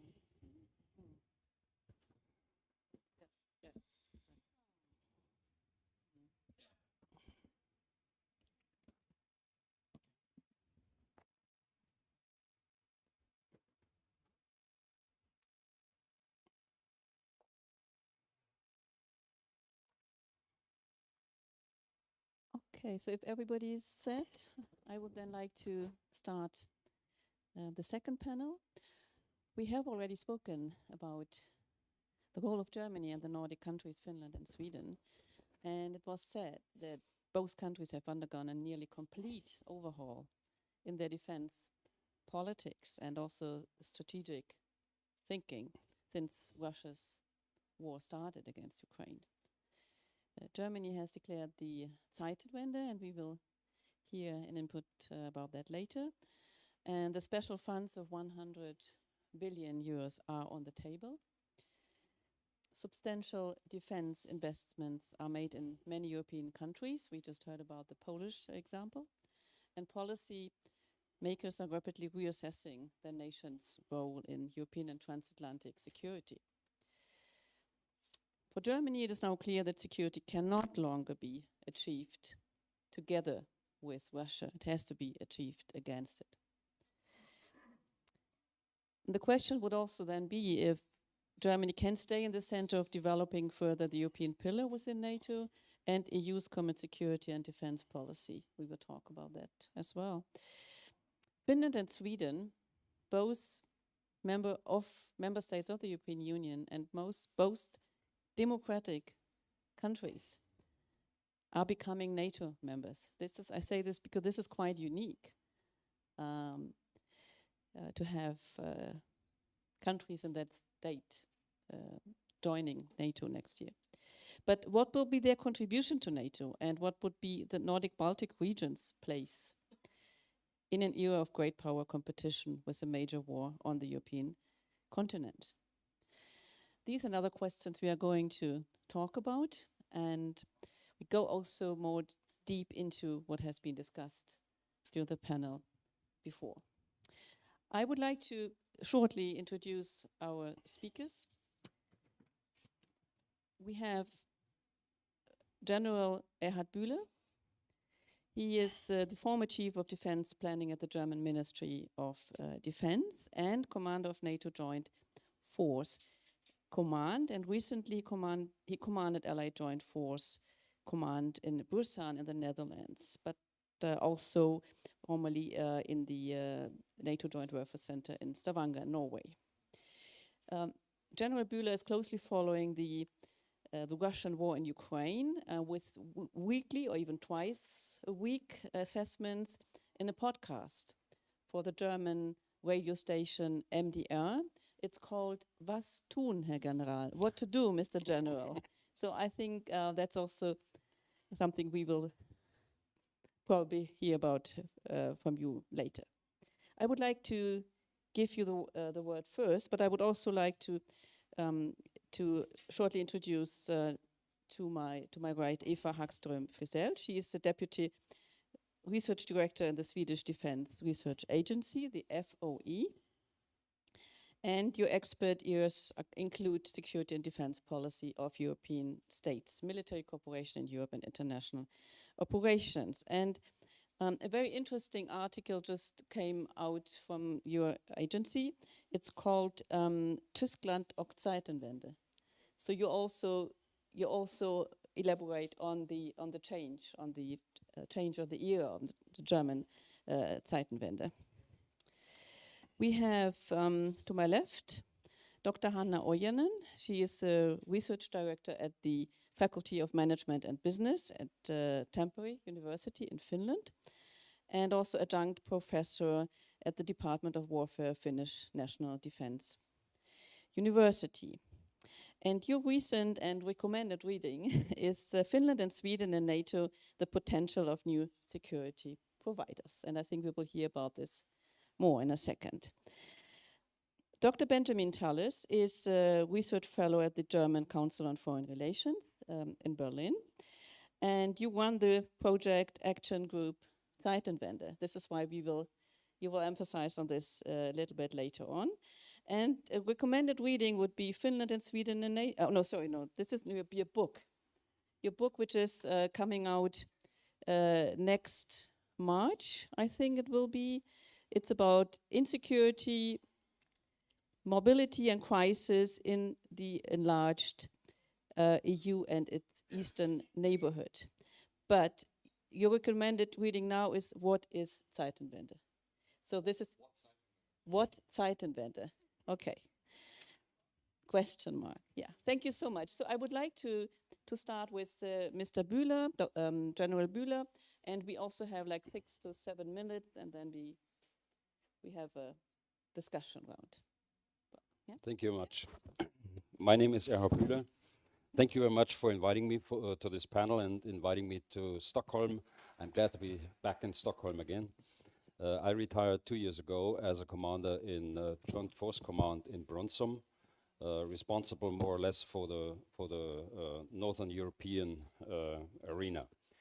I don't want to talk in my first statement on the German Zeitenwende because we have a British citizen here and a Swedish citizen here to talk about the German Zeitenwende. I'm going to talk as coordinated on the other part of the Zeitenwende, and our panel is called the double Zeitenwende, the Zeitenwende for you, actually, for the Nordic duo and NATO. Having worked in both organizations, NATO and the European Union, so I cover a little bit also the European Union. I'm going to talk about the strategic implications, not so much about the political that were covered in the beginning and will be covered by the analysts here, implications in terms of strategy, in terms of operational implications, and I would like to offer a to-do list for the Nordic duo and of course NATO and the European Union for the way ahead in the coming months to go.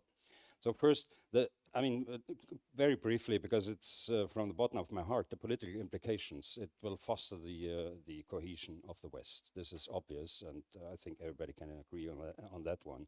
But I support very much the view on the first panel that it will facilitate actually the cooperation between NATO and the European Union in several aspects, in level of ambition, in cooperation, and especially in the support of the European Union to NATO with regard to collective defense. Talking about strategic implications, first that comes into my mind is interoperability. I've worked together with Swedish and Finnish officers for years, first in the Balkans in 2004, then in 2010 as a commander in the Balkans. I've worked together in the Nordic framework for Afghanistan North. We established this circle of the Chief of Defense and the Director Operations, and it's still in place, I think. So interoperability is a key word, and I have never experienced a country in my active duty that is so interoperable like Sweden and Finland, and this is especially true for the air forces and for the maritime forces, and partly also for the land forces. Second point, both countries will add a lot of capabilities needed in north of Europe. I don't want to go into detail, but the capabilities are much better than other countries in the past provided to NATO. The third point is intelligence. I mean, especially Finland, Hanna, I'm well aware about the fact that you have never given up the observation and the assessment of Russian capabilities in terms of your own security, and you can give a substantial support actually to NATO, and this is also true for Sweden. So we have we can expect a lot out of both countries in terms of intelligence. And the fourth point is defense industry. Defense industry, I've seen recently in Helsinki a Finnish startup company, and I know, of course, that many countries, inter alia Germany, is going to look for the Patria vehicle. For Sweden, it's obviously Saab. So you add not only military forces but also defense industry to NATO and its armed forces. When it comes to operational implications, first is it will foster the sea control in the Baltic Sea region to a really great deal, and this is especially true for the maritime forces of Sweden, for the southern and the middle Baltic Sea, and is also true for some capabilities that Finland can provide for sea control. Finland will provide a stronghold in conventional forces to NATO. Conventional forces with regard to the army that are designed actually to cover the boundary, the border between Russia and Finland, and the border between Russia and future also for NATO. Designed with a conscription system with a huge amount of artillery. I mean, it's the largest artillery in Europe with 100 and 500 or so. Both countries will add operational depth to the Baltic Sea region. So the often mentioned Suwalki corridor is an operational factor, but the Baltic Sea region will not be defended through the Suwalki corridor. This is my saying always. We have to look at the issue, at the operational issue in a joint way. This is obvious, but sometimes we are too land-centric in our minds. Also, the anti-access and area denial capabilities from Kaliningrad and Belarus and Petersburg and so on, they cannot be countered from the Baltic region. They will be countered from the North Atlantic, for example. It will be countered from airfields in Great Britain, airfields in Germany from an operational point of view. We cannot go in further detail in this one, but looking at the geostrategic situation, it will facilitate the defense, deterrence and defense to a large degree. Last point is the to-do list, actually, what I have in mind once we are hopefully join the NATO in a couple of weeks.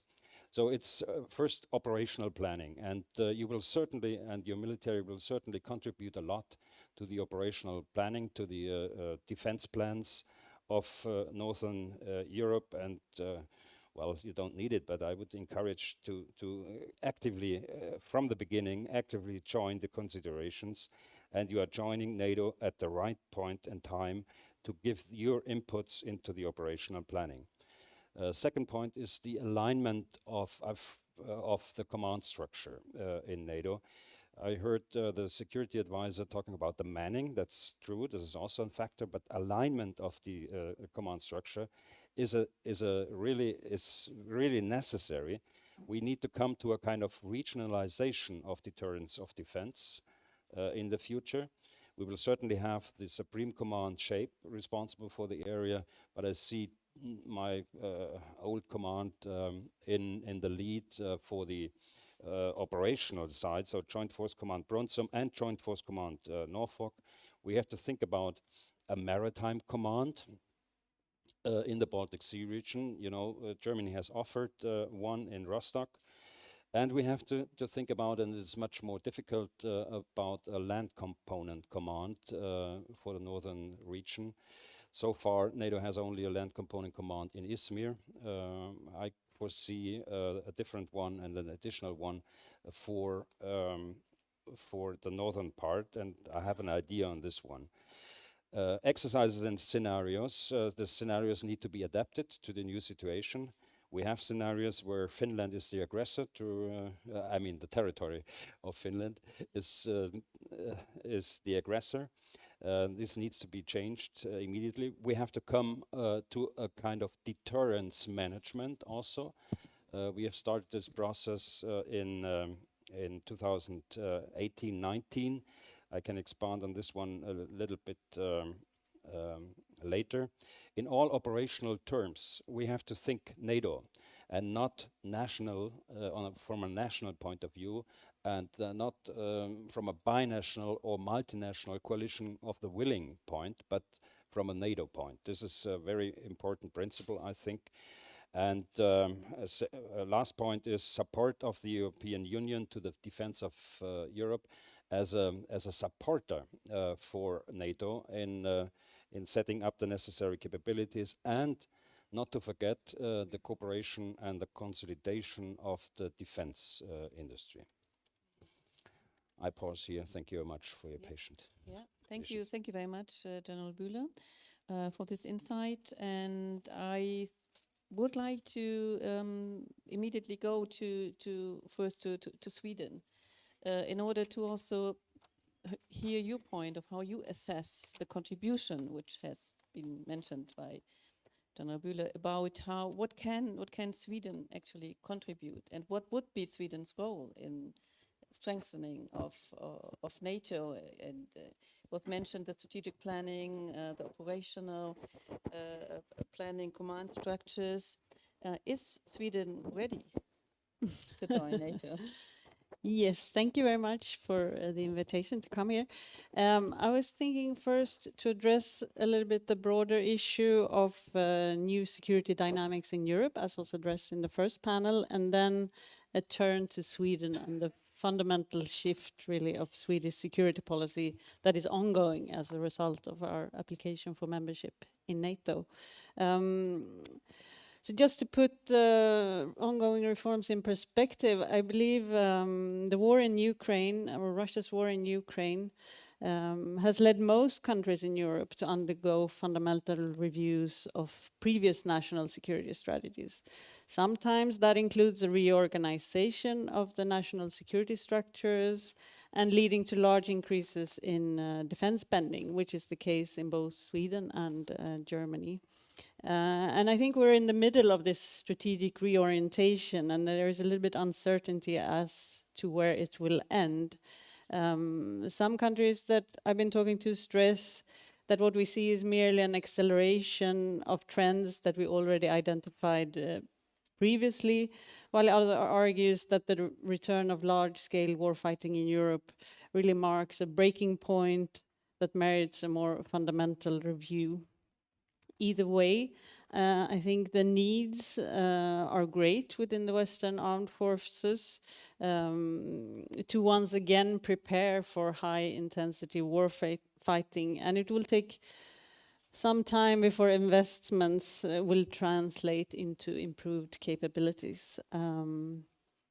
And I think one important issue for the future is what a new European security order will look like. And as many have said, I believe we need to prepare for a long-term conflict with Russia and a security order built against Russia rather than with it, as was previously the case.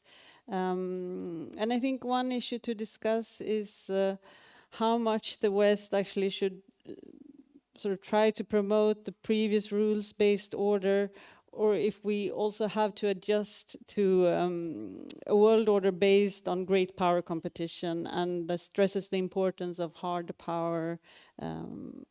And the key issue here will really be how to promote both our values and our interests at the same time. And as was said before, I think this will be tested in our approach to the countries in Europe that are neither members of NATO nor the EU. How can we support them so that Russia is not able to build the sphere of influence that it wants to? And another issue coming up, I think, that was also mentioned earlier is the how Russia's war in Ukraine will affect Europe's view on China going forward.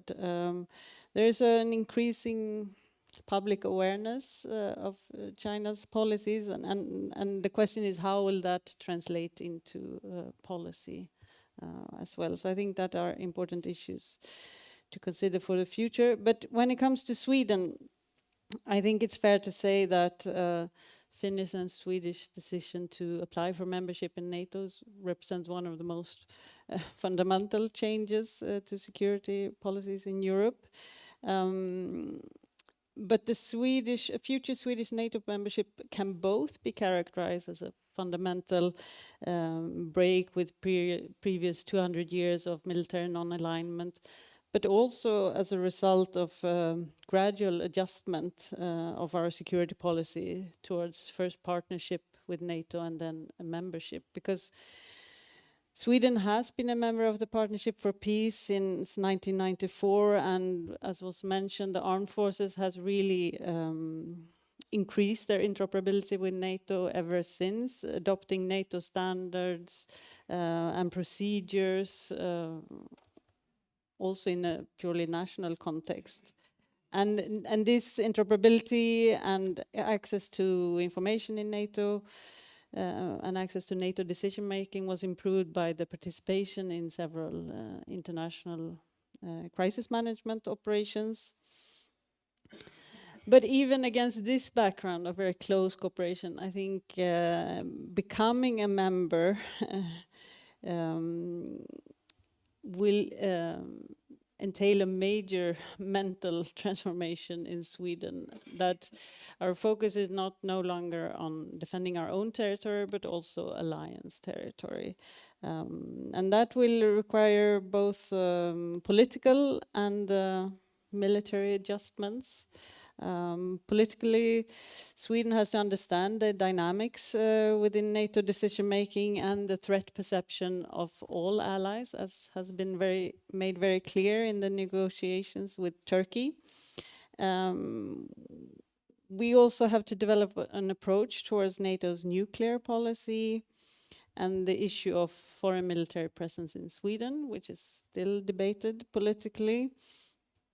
And militarily, as General was mentioned, Sweden will become part both of NATO's defense planning process, that is the capability development for the longer term, and the operational planning for the defense of Northern Europe. And this will over time have a potentially very big impact on our armed forces and their tasks and role. It will also facilitate common operational planning between the Nordic countries, which Sweden and Finland have had a very close bilateral cooperation, moving actually into common operational plans already, but this will be extended to Norway in the north and also Denmark, but has to be viewed, as the General mentioned, within a NATO whole, of course. And when it comes to the future Swedish NATO policy, I mean, the government is just now formulating how it should be viewed, and yesterday mentioned that Sweden will be an active and forward-leaning ally, adopting NATO's 360 degrees approach to security. And the Swedish Chief of Defense has given his military advice that Sweden should contribute to all of NATO's ongoing operations in the Baltic Sea area, really, such as the Baltic air policing, the enhanced forward presence in the Baltic states, participate in the NATO standing maritime groups, but also prepare for the task of receiving support and hosting other allied forces, facilitating the onward movement of support to the Baltic states. And Sweden's also said that it will increase its military capabilities in the north of Sweden to cooperate with Finland and Norway. And I think when it comes to Germany, there is a clear interest in developing cooperation also bilaterally with Germany in all the branches of the armed forces. And Sweden would like to see a greater German presence and interest in the Baltic Sea. And as you mentioned, in the maritime dimension is important in this regard. I think I'll end there. Yeah, thank you very much. We come later back to that question. How could Germany contribute to more closer cooperation within the Baltic Sea? So Nordic cooperation, military cooperation, will be strengthened through NATO membership of Finland and Sweden. It has been very strong over the last years within the Nordic countries.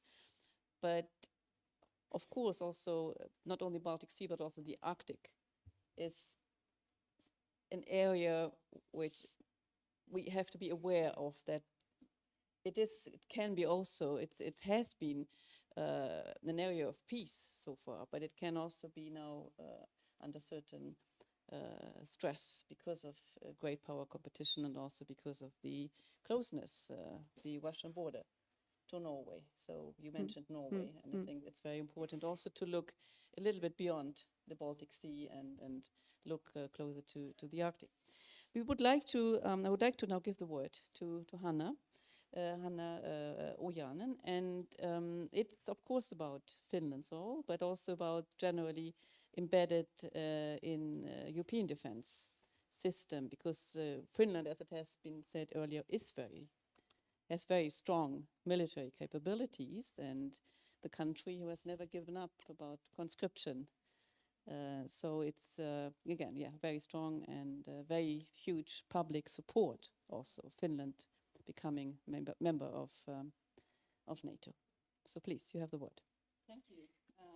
Many thanks, really. Lovely to be here on this panel and in Stockholm. Now.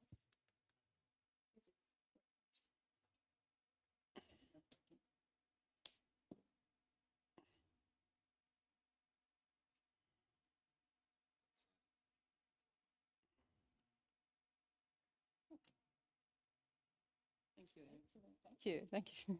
So many thanks indeed. Lovely to be here on the panel and in Stockholm.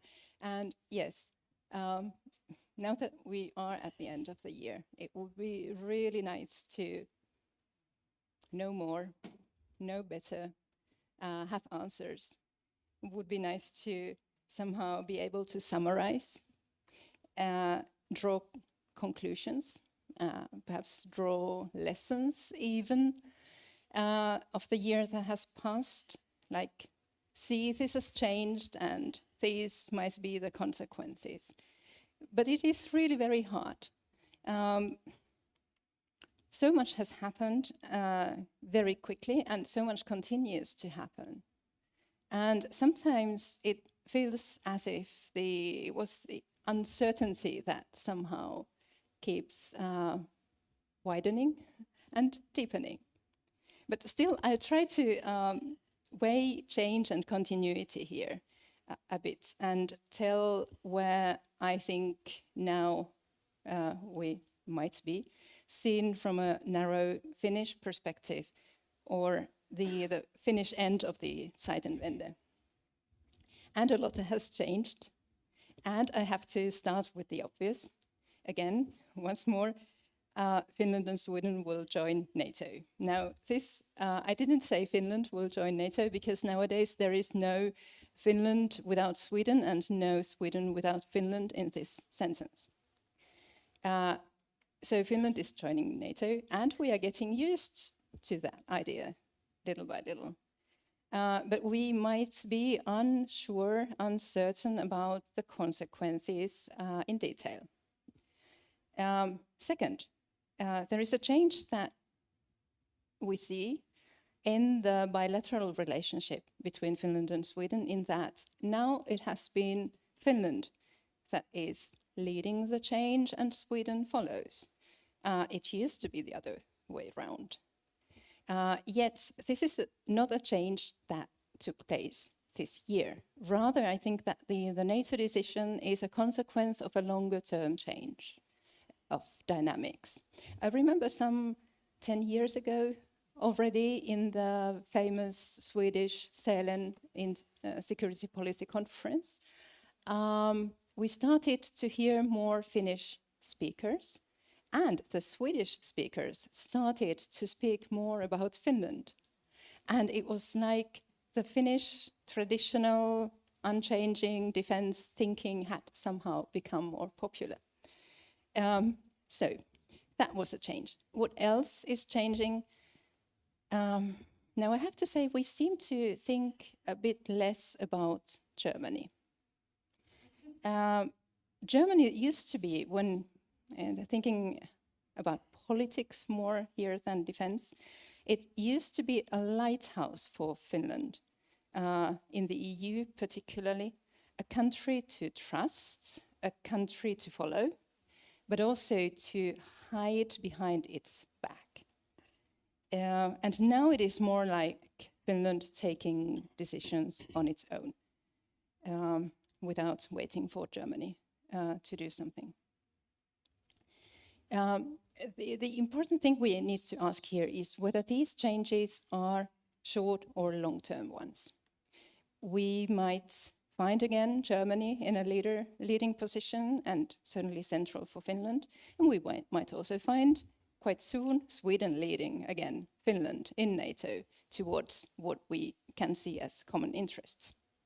What also changes is the way we speak and think. And this might be a longer term thing. I just mentioned a couple of examples. We have been speaking like about the interoperability mentioned here. We were saying that Finland and Sweden are so close to membership as, well, almost being members, and that there is practically no difference there. Now we might notice that there is a difference, and we are discovering new things every day about how NATO actually works. And that kind of thing, discovery might be mutual. NATO might also be discovering things about Finland and Sweden that it didn't know. We used to also say, for instance, that if we join NATO one day, it will be a day when everyone is friends, basically, when the situation is very calm and overall positive in Europe. Now we see this didn't really fly, and we are joining in a very opposite situation. So thinking changes, and when we look back at how we used to speak about these matters, we clearly see that it didn't work quite that way. Finally, amidst all this change, there are things that don't change, and that is, I think, really relevant. Not everything is changing. And when I think about the things that don't change, I also think that these might be actually among the contributions that Finland and Sweden are making to NATO. One, the EU-NATO agenda, that is for the moment a bit absent from the Finnish discussion, but will be there again in the future. This could well be a contribution. We already heard signs about it. Second, quite clear, the Finnish-Swedish bilateral security and defense cooperation will continue, will be a major contribution. And it will be interesting to see how it shows inside NATO and what we learn about it when comparing it with other forms of cooperation. What is special with it? That we will only learn in the future. And finally, there is continuity in Finnish thinking still about the role of Finland in all this. I think the old classic credible national defense capability still remains somehow the core, whether allied or non-allied. Finland taking care of its own territory and the NATO-Russia border, that is a continuity and a contribution.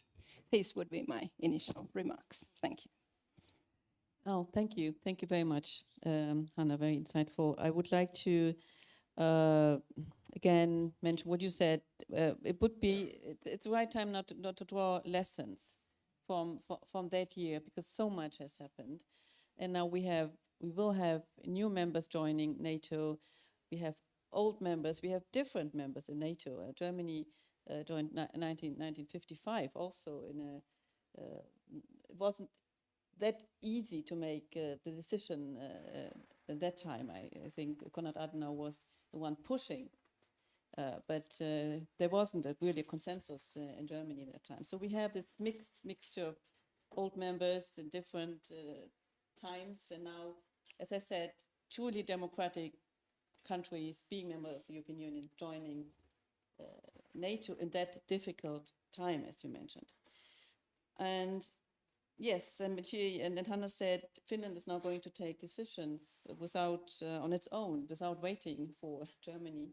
How would you react on that? I mean, first you would like to speak about the Zeitenwende and what it includes. But also, what does it include? I mean, does it also include the closer alliance with the allies, with NATO members and new countries like Finland and Sweden? Thank you very much indeed. Yes, a couple of framing remarks before I get into the Zeitenwende. And this notion of leadership is one of them. In order to be a leader, you have to be followed. And there has to be followers willing to go with you. And that's what Germany is experiencing at the moment, that fewer countries are willing to take that German path. And Germany has a lot of work to do to restore the trust that has been scratched, to put it mildly, in the last years, and which has come really to the surface this year. So Germany has its work cut out to do that in coordination with allies, and internationalizing the Zeitenwende is a key element of the project that I run for the DGAP, the German Council on Foreign Relations. So a couple of framing points first, as I said. One, our values are our interests. Two, as people have tried to start on a positive note, my positive note would be the increasing recognition of that fact that our values are our interests by an increasing number of leaders, states and nations in Europe, the ones that I refer to as the new idealists. I'm happy to talk more about that later. Third, this question of whether we seek to restore or genuinely to renew and make fit for purpose liberal ordering is key. That's why I will never refer to the rules-based order as something to restore. Rules are not going to get us where we need to go. Without actually the hope of progress, without the democratic spirit, there is very little that rules will actually do to save us. Do we see institutions as means to ends or ends in themselves? Short-term, medium-term, long-term, also key questions that we are having to seriously consider at the moment. And that comes to the context of what the wider Zeitenwende is all about. To paraphrase William Gibson, ladies and gentlemen, the Zeitenwende is here, it's just unevenly distributed. And this is something that we are looking to explore with the project that I run for the DGAP, the Action Group Zeitenwende, which brings together politicians, officials from various ministries, together with experts and policymakers, both German and international, in order to explore Germany's geostrategic choices, which have become, I think, clearly more manifest this year. The fudges and compromises of old are not holding anymore, so a new way needs to be found. But what is that new way is the big question behind this, and our group looks at several dimensions of this. First, the breadth of the Zeitenwende. We know that defense dominated the headlines early on in this process, the speech in the Bundestag, the special session on Sunday the 27th of February. The headline announcement was the 100 billion Sondervermögen, the special fund for defense. But what we've seen through the course of the year is that reducing dependency on Russia has meant choices about energy. Making choices about energy, getting off Russian gas, has knock-on effects for the competitiveness of German business and German industry. It also has knock-on effects for the cost of living in Germany and for how people draw value from jobs that may no longer be there in the future.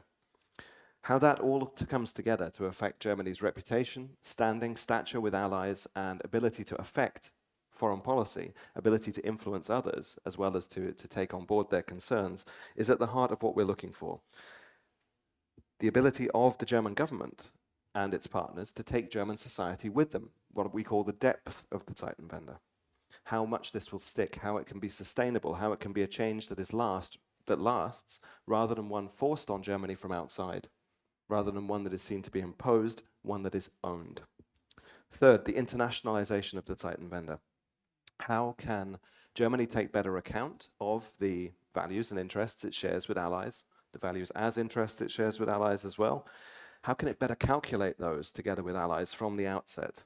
How can it work with its allies rather than against them? How can it contribute through institutions? And how can also it get a fairer hearing for its own concerns, all of which involves being able to more clearly express and manifest interests as well as calculate them together with allies. And fourth, the level of ambition. Is a Zeitenwende a policy adjustment? Is it a broader course correction? Or is it a more fundamental and thoroughgoing change? There's a difference in then the level of ambition. So breadth, depth, internationalization, and level of ambition. This implies things that we've heard before in the discussions this morning about risk appetite, risk preference, but also not acting entails risk, as I mentioned in the comment before. The last aspect of this in terms of how we frame this, and I'll go on a little bit in a moment to how the Zeitenwende is unevenly distributed, but the last aspect of that is the active or passive nature of a Zeitenwende. Is the Zeitenwende something that happens to you or something you do? Are you the objects or the subjects of the Zeitenwende? And the answer to that question will tell you quite a lot about how you choose to act in response or in driving the agenda. So moving to how the Zeitenwende is here, but just unevenly distributed. We've seen the 100 billion announcement in February. Everyone knows it's not enough to address the scope of the Bundeswehr's capability deficiencies. People in the Bundeswehr will be the first to acknowledge that.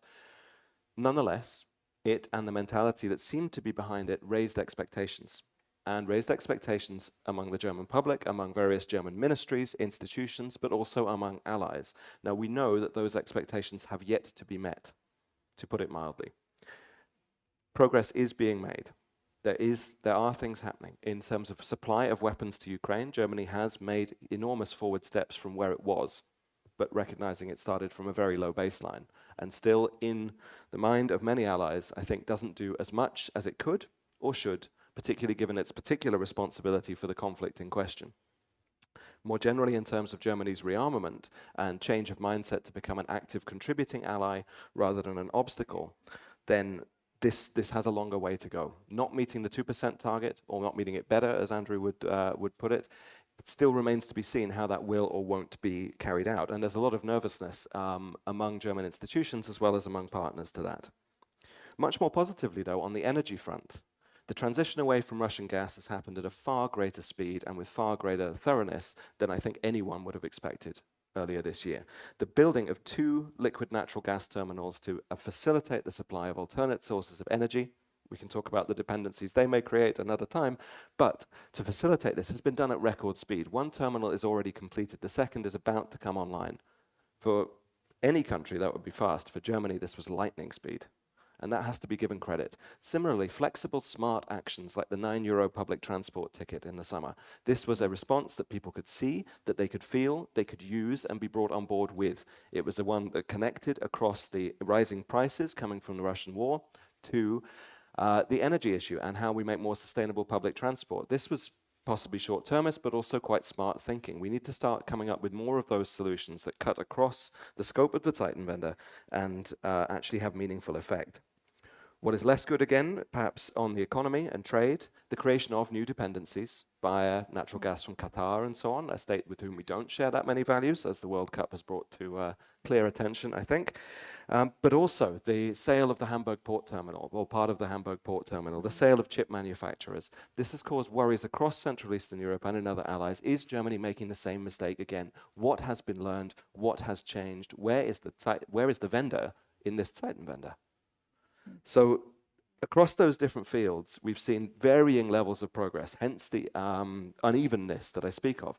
Now, all of those can be judged against those criteria I mentioned before. Do you see the Zeitenwende as a policy adjustment, a course correction, or a more thoroughgoing change? Is this a response to Russia's war, or is it a chance to really change and take some of the steps that, to be honest, many of us have known have long been needed? Germany's technological and digital transformation that could actually boost its standing in allies, for example, getting away from old unsustainable industries that were effectively sustained on the basis of cheap Russian energy.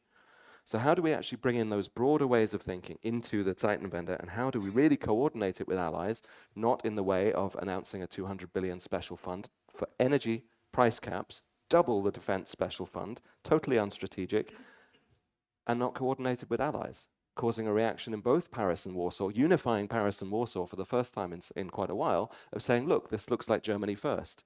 That is not the way to re-win trust with allies. Announcing in Prague that you've already undergone a fundamental change is not the way to re-win trust with allies. There needs to be serious action and serious explanation of what the Zeitenwende is seen to be and how that serves Germany's values and interests, but also that of its partners and allies. And with that, I look forward to your comments and questions. Thank you. Thank you very much. That was very interesting, very many interesting points. I would like to continue with the questions you imposed. And I'd like to ask General Bø, what do you think, has Germany done enough so far? Maybe you can tell a little bit what is happening to the 100 billion euro now, which is how this is going to be filled with the purchases of new military expensive weapons. So yeah, we would like to elaborate a bit more on what has just been said, is if Germany has done enough or not. If you are in an international conference, you have a tendency to defend your own country. But I don't want to follow this tendency. No, we haven't made enough so far. Also, I have to say that the Zeitenwende actually started in 2014 and 15 in Germany, in conceptual terms. So, in reorganizing and reorganizing the Bundeswehr to the needs of collective defense again. I know it because I've been ordered back from Stavanger to Berlin, and my chief of defense, my ministers, told me, well, transform the Bundeswehr to a collective defense army again. And so we did with a white book, we did with a new concept, and with many concepts that had the actual needs of the Bundeswehr. And we came up with a request for a fund of 130 billion euros in 2016 already. So, and now we are in 2022. Just short before the elections in 2017, the 2% goal that was actually a given for us in the ministry, in the military, a given, because it was promised to our partners, was cut down to 1.5% of the GDP, and so we lost 5 years from 2017 to 2022. We achieved a lot, I have to say, but now the Zeitenwende in 2022 in February, we have all of a sudden a 100 billion euro fund. So it doesn't fall out of the blue, you know. It's exactly what we missed in the 5 years before. So and now the speed is not very fast since February so far. But everybody who knows actually what the budget regulations are in all of our countries knows that it does take time to set up a budget, an additional budget, in addition to the annual budgets, to pursue investments. Today, as we speak, the Bundestag will decide on the F-35. So it's a volume of 10 billion euro, and it started in March. And this is a record time actually for us, and I think for every country. Within 8 months or so, to decide on 10 billion in investment in the future. But still, we are not agile enough. We have to actually adopt our processes, not only in the Bundeswehr, but also the processes in Parliament, in the government, and in industry. These are the 4 players actually that are involved in that process. So the answer is yes, we have done a lot, but we have to do more. And quicker. Thank you. I would also like to ask you, Eva, because I mentioned this article from your institute. How would you perceive the lack of, well, if you want to call it like this, the lack of action by Germany after declaring the Zeitenwende? How would you assess this from you? Why is it that Germany is a bit, as it was said earlier, risk averse, a bit cautious, hesitating? What would your take be on that?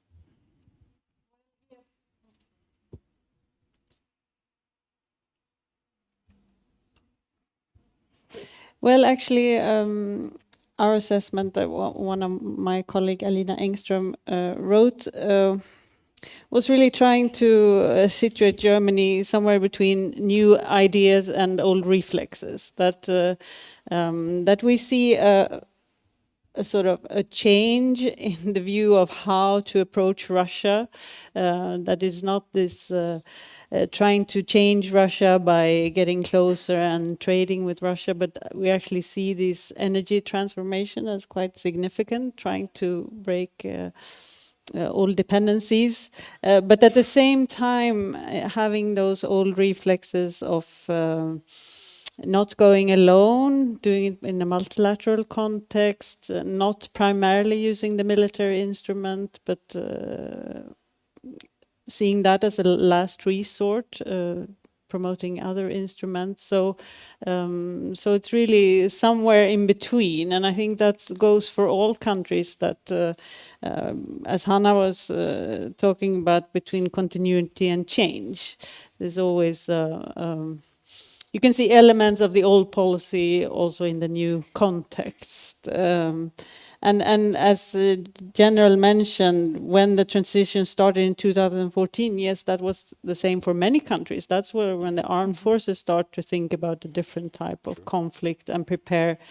But maybe it was not until 2022 when the political support came and the funding that went with it. So, I mean, the armed forces have been thinking and preparing, but maybe it hasn't had funds enough to do it. And I think this with the public opinion also is very interesting, because in Germany you see a little bit difference between the younger generation and the older generation, that the younger generation wants to have a tougher stance towards Russia, maybe also China, but they don't want to increase defense spending. So that's a sort of a double sword. And I wanted to add to Hannes' point about Finland leading Sweden. It was really the Finnish public opinion that sort of prompted Finland to rethink their security policy, and then which affected Sweden. So I think the public opinion can both, of course, that's something that political leaders can form and explain, but it's also something that can form politics, which is, that interaction is quite interesting. I agree, very interesting. I would like to have one more question to Hanna, and then I would like to open for the audience, and I hope there will be many questions and comments from the audience. Hanna, as you have worked a lot about the relations between the European Union and NATO, so what do you think? How is this? How has this year, draw lessons, has this year impacted the European Union's role as a united defense actor? This is a very good question. One of those that we will see better later on. And as I said, it is also something that we are perhaps not following closely enough for the moment, at least in Finland, because all the interest is now in the NATO process. So we should be looking at this much more. What we see is, and we heard from Jana and the others earlier on today, how much the EU has been doing and showing its capabilities, its capacities in military matters even, that we perhaps didn't think were there. So this is interesting, but I think what is even more interesting is the future, where the two will cooperate, what kinds of new items they will have to tackle together. Military mobility is one that has been ongoing for some time. Space is coming as an issue that the two should be working together on. And I would also like to see a model of operational planning where in NATO, where also the EU has a point of entry, because it can't do what it does without having that kind of link. Defense is not military only, and the EU is not civilian only. There is a connection, and if you manage to do it also organization-wise somehow, that could be a major thing. Two very brief points, just to follow up on things that were said by my fellow panelists.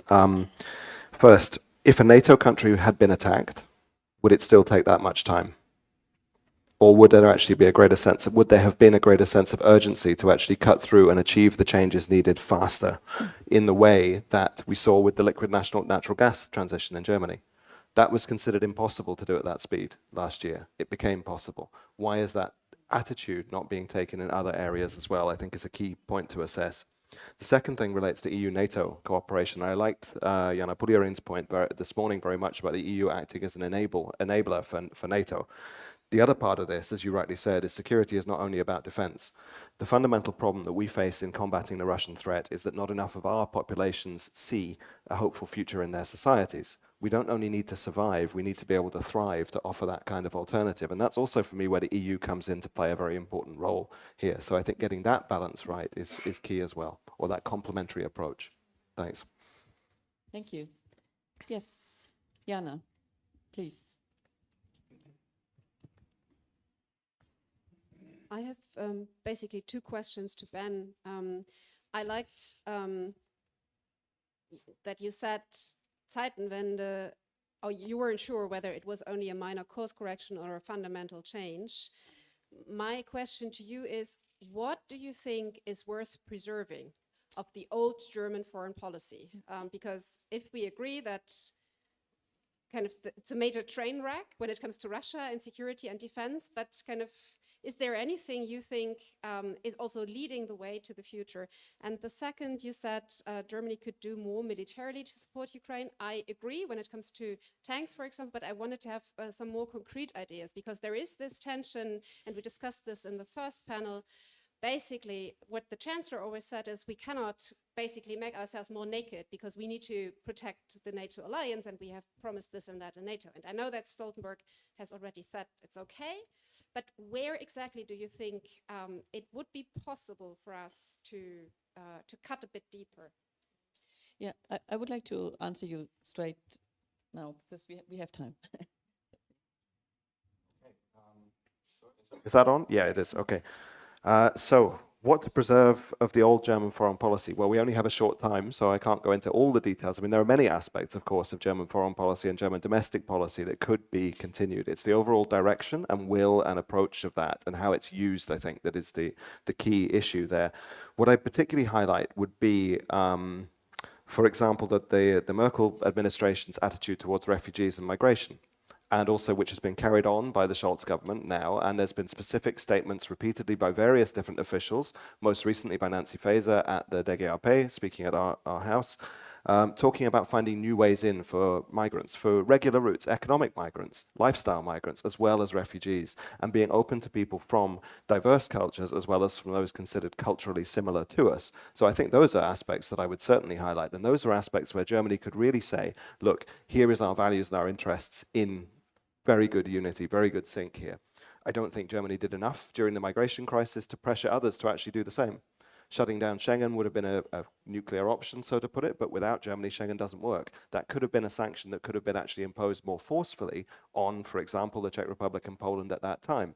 And what mystifies me is why the Germans did not take that tough approach there, but took an incredibly tough, punitive approach on Greece about something else, which points to, in my view, as do other signs, the domination of geoeconomics over geostrategy in German foreign policy making and the dominance of German corporate interests actually in that process as well. So that's something that certainly needs to be addressed. The commitment to multilateralism is something else I would say can be kept but needs to be transformed. And again, this comes to the point of, is multilateralism a means to an end or is it an end in itself? And that relates to, I think that the Alliance for Multilateralism or so on was misconceived in that regard, but a longer standing commitment of Germany to multilateralism as a means to an end, definitely. Last point is more of is 2 points of revival rather than continuity. The German military in the Cold War period, this myth of German de-armament that we've heard many times is in fact that. 5,000 main battle tanks, a huge ground force, a real commitment to defense. That can be revived, and that can be positively revived, but it needs a change in the societal mindset, as Christina Lambrecht put it, get away from the post-heroic, away from the post-national, and away from the post-victorious. That is a real shift in mindset there. The second revival is about attitudes towards Central Eastern Europe that were positive in the early 1990s, that dealt with the countries in their own right, their right to self-determination and agency, and which was overwritten then by the Schroeder and Merkel governments who focused on great power politics by other means. I would leave that to the general to argue. I think there's certain things I could say, but I don't want to dominate the discussion. Finding ways to do rather than not to do is the key there, even if that means buying from elsewhere. Would you like to? Capabilities on what? Capabilities for Bundeswehr or? Mm.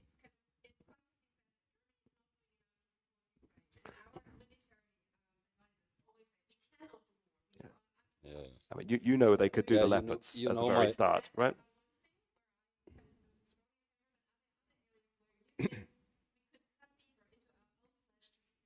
Yeah. You know my position, Jana, so you're completely right. We have to do more, and we have to do more in terms of main battle tanks and infantry fighting vehicles. We can do more in this with this regard because we have in Germany main battle tanks and infantry fighting vehicles with industry. So this is one complex. The other complex is delivering material from the active force to Ukraine. We did it already. So and you said this morning we cut into our own flesh. You know, we have delivered 24. Panzerhaubitze 2000, so artillery. We have only 120, left. So this is about 20% or so of the posture that the Bundeswehr has.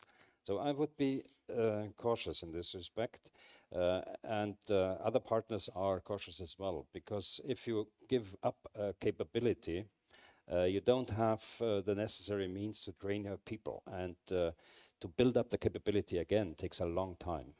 And so I would be cautious in this respect. But in several other aspects, I could imagine that we could give something, as we did from active from the active units to Ukraine. In any case, bottom line is we have to do more. That's my point. So, Andrew, please. Yeah, just one question, if I may. Thank you for a terrific discussion. What I'm missing in this conversation is the basics of economics. You know, the German economic model. There's an old joke, how many men does it take to change a light bulb? And the answer is one, provided the light bulb wants to change. The German economic model that was for decades driven basically by surpluses and exports, right? And that was underwritten by cheap Russian energy, raw materials from China, access to the Chinese market, and Chinese components. China is the biggest trading partner of Germany today. 1 in 4 jobs in Germany hinge on exports, are tied to the export industry. You know, I'd like the panel to speak to this connection between geopolitics and geoeconomics, frankly. You know, with Russia out of the picture, that one segment of the economic model is most likely permanently gone. At least I hope so, looking at the changes in the energy sourcing and whatnot. At the same time, a very strong message with Chancellor Scholz traveling to China, which has horrendous potential future strategic implications, because for the United States, China is the principal adversary in great power competition, right? So aren't we really talking about Zeitenwende also in terms of Germany having a very difficult conversation with itself about the economic model going forward? And maybe that's why you have the straddling of two realities, this reflex, you know, I'd like to, but I am afraid. What are my choices? How will I move forward? And this is a pattern that has been embedded in the German economy for decades. This is what created German prosperity. So Zeitenwende, not just in terms of, oh, are we going to build more tanks or more rockets?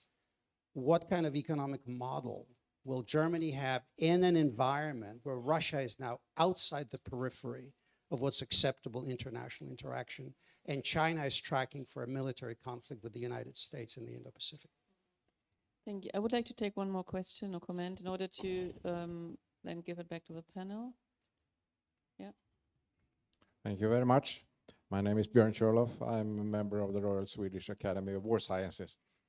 I have a question which goes a little bit deeper than what you have been talking about. We have been saying that we have to look forward to a long conflict with Russia. And how long depends very much about what we do here in the West.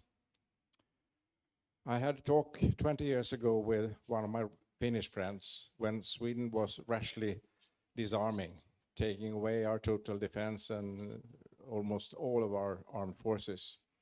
And Finland did not. And the question was, why didn't Finland do it? And my Finnish friend said, the Russian bear is dangerous even when it sleeps. And now Russia is not sleeping. It's taking their part of what they think belongs to them. And the question is, why is it so? Why does Russia behave this way?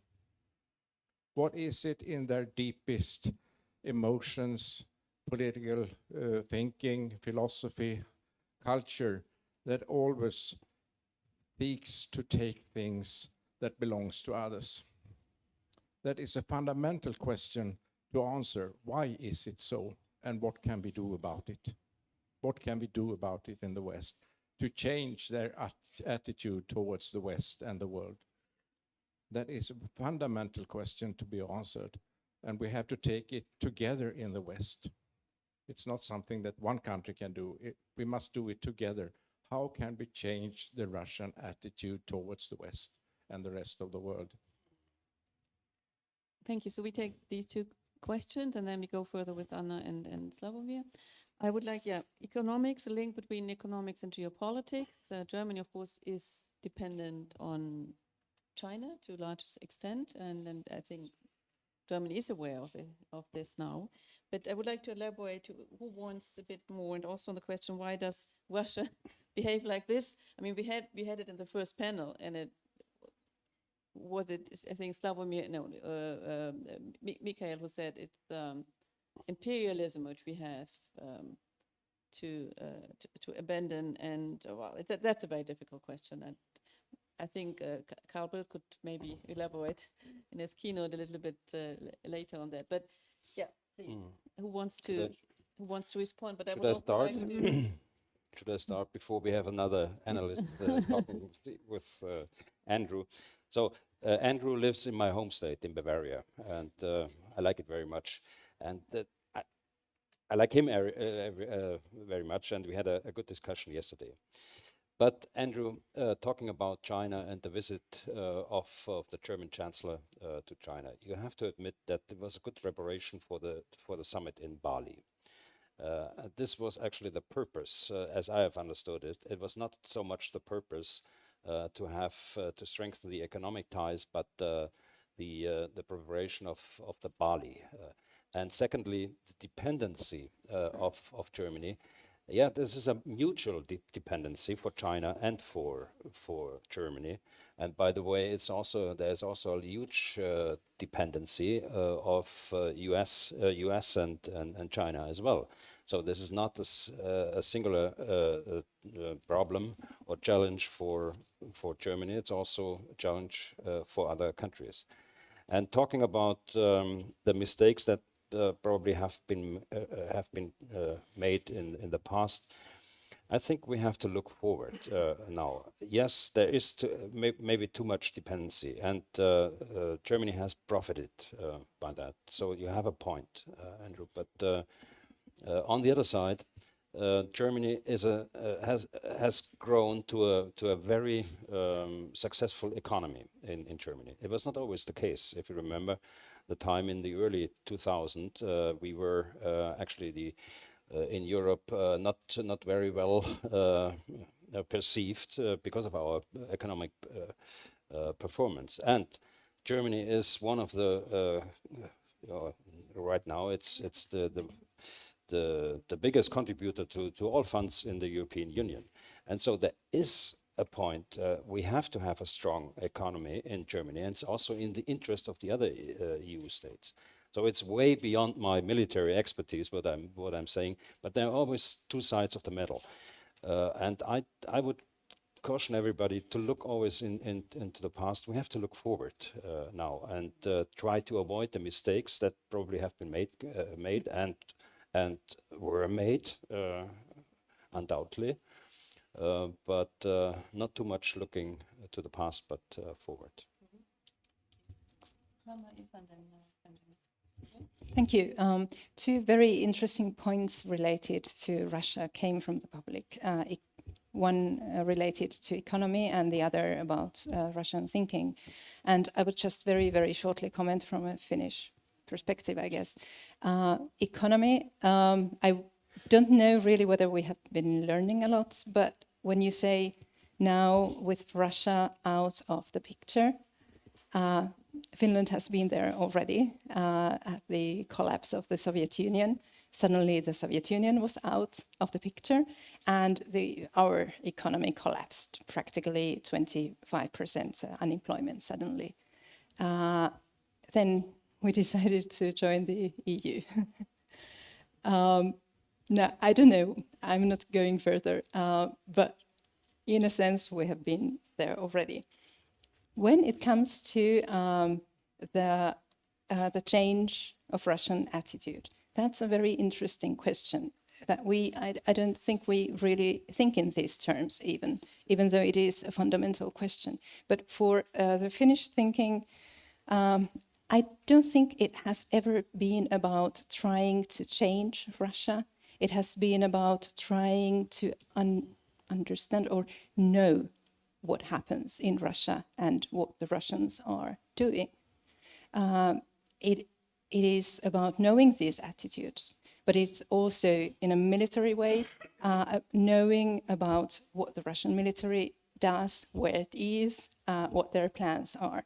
Not changing it or not crushing it, but knowing it. And so, again, like different countries look at this from different perspectives. Thank you. I'd like to comment on this economic model, actually, because I believe that when we're entering a world of more great power competition, security policy will encompass more sectors than before. And we're already seeing it in the EU and in Sweden and other countries, that you really have to be have control over or more sovereign in certain key sectors when it comes to energy or trade, technology development, research, and all those issues. And also an issue important in Sweden now that you have to control your critical infrastructure from foreign interests, something that we're at my institute are looking into. So I think in that's what a little bit I meant with my comment that we have to adjust to a world based on great power politics, is that we have to make other considerations than we could in a area of more world order and so on. One comment on what could you do more to support Ukraine, and I think what the EU and Germany could actually do is focus more on this weapon and ammunitions production to increase the capabilities for that. Because I mean, I see that the US is now launching a lot of big investments in that area, and that Europe should be able to do that as well. Because if we're preparing for a long conflict, we need to be able to support Ukraine with more ammunition and weapons for the long term. I thoroughly second that point of view, and actually sending the market signal to European producers in that regard would serve our own militaries as well as serving Ukraine. And we know the amount of munitions that modern armies get through, as we've seen highlighted to us. So doing that on something on that front is essential. The other point about what Germany could do more, having thought on this a little further, is the way it does it as well. It's to stop the excuses, to stop the reasons that melt into excuses within days, or to patronize allies by saying we can't deliver tanks because they will have iron crosses on them. I mean, this was just purely ridiculous when this was said, and should be called out as such. It's disrespectful for one thing, and I can imagine how Ukrainians felt hearing that. Economics. We, having talked about being in a geopolitical interregnum for most of the last 10 years, which has now come to an end, I think we are actually in an economic interregnum in our domestic societal organization as well as in our international economic organization. Neoliberalism is dead, but the new economic model cannot yet be born. And that is what the contest is over at the moment, about how to reorganize our models of production, our supply chains, to take account of things like friendshoring, to take account of the geopolitical considerations and not increasing authoritarian dependencies, but also to offer the kind of hopeful futures to our populations that will actually bring them on board and help build the resilient societies that we need to win this conflict against authoritarian regimes, and to actually make democracy and liberalism mean something better for more people. And that comes to the point about the future. The future is differently understood and notoriously difficult to predict. And this is also what Gibson said when he said it's the future that's here, but it's just unevenly distributed. What do we mean? Do we mean the time to come? Or do we mean actually a particular understanding of the future as something better that we used to have? The idea driving progress, that tomorrow can be better than today. Our kids will live better than we do. That is an idea that drove economics and politics in the West for 200 years approximately, and which died in the late 1970s, got a shot in the arm in 1989, but has since been back on a downhill track. It is that pessimism that we have to address fundamentally in our economic reorganization as well as our political organization. Now that means embracing change. What the Scholz government in particular is absolutely not set up to do is to embrace that kind of thoroughgoing change, even if it is SPD voters actually who will suffer from not making that change in time and not leading. This points to the priorities of the Swedish presidency as well, which we heard this morning, are security, environment, and economic competitiveness. The EU is not going to outcompete anyone on the basis of regulation. The Brussels effect is massively overrated and will not win us this conflict or any other. How do we actually drive a solid, dynamic economy that includes more of our societies? What Edward Lucas said in London last week, that gets away from greed and actually gets towards our need. Last point on Russia, because I think this is a really great question and really important. We heard Michal Baranowski's comments this morning that it's not that Russia has an empire, it's that Russia is an empire. And I think that's absolutely right. However, there's certain things we can do to address the external aspects of that we can't do to address the internal aspects of that within its current borders. Why does Russia therefore behave in its external aspects in this way? Because we've allowed it to. We have not sufficiently deterred Russia. We have not sufficiently outcompeted Russia. We have not lived up to our own values that provide that point of difference to show there is something different that we offer in a systemic competition. Identity is co-constituted at all times in international affairs. They make us, we make them, in part. So how do we go about actually constraining, isolating, squeezing, stopping Russia's external imperial revanchism? Their own internal change is up to them. We can make it more or less likely, but that's not our priority. Our priority is stopping the external action in that regard. Thank you. Very true. Yes, and then Anna and Sławomir.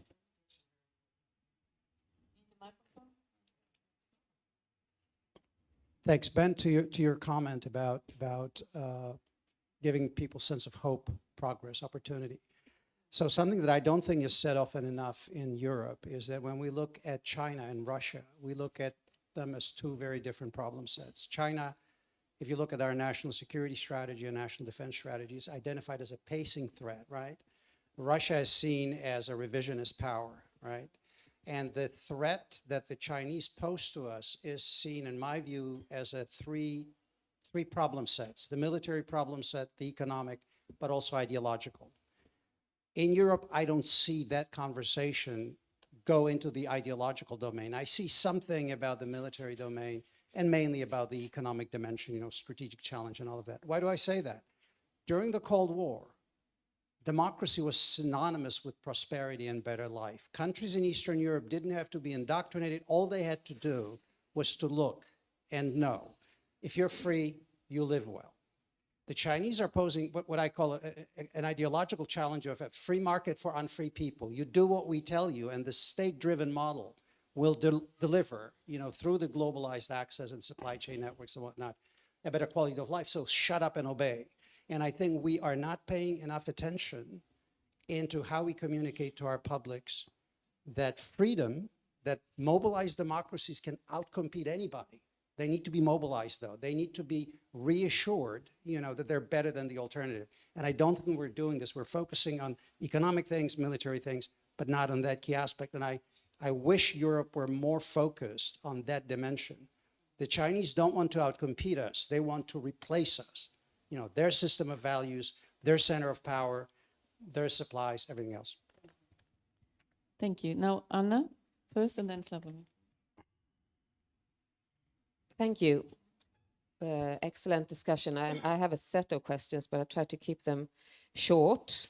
To Erhard, I wonder, you did not mention, you mentioned for the command structure over the north, when Sweden and Finland joined, you mentioned land and maritime, but you did not mention air command. I know there has been, both Norway has kind of flagged for having air command, and Sweden has also kind of hinted that that would be a possibility. What's your view? Is that a good idea for a new ally, perhaps, to have, you know, to get integrated into the command structure in such a way?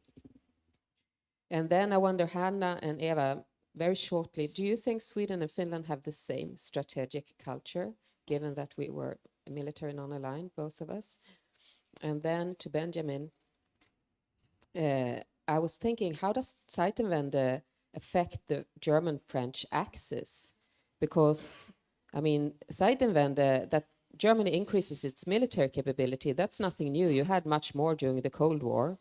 I mean, what's new is really the forward-leaning political ambition that comes with Zeitenwende. And will that pose a threat to the Franco-German axis, in your view? Okay, excellent. Sławomir, please, and then we ask all the panelists to give their final words. Thank you very much. I would like to use in my question a thought of Benjamin as a point of departure, that to be a leader, you need to be followed. I cannot agree more. But let me approach to this from the following angle. You know, I was running the Center for Polish-Russian Dialogue and Understanding for 5 years. And after annexation of Crimea, I decided that, you know, that's actually the moment when the red line was crossed, and dialogue cannot be pursued as nothing happened. so 4 years later, I was blacklisted by the Russians because of my very outspoken critique of their policy towards Ukraine.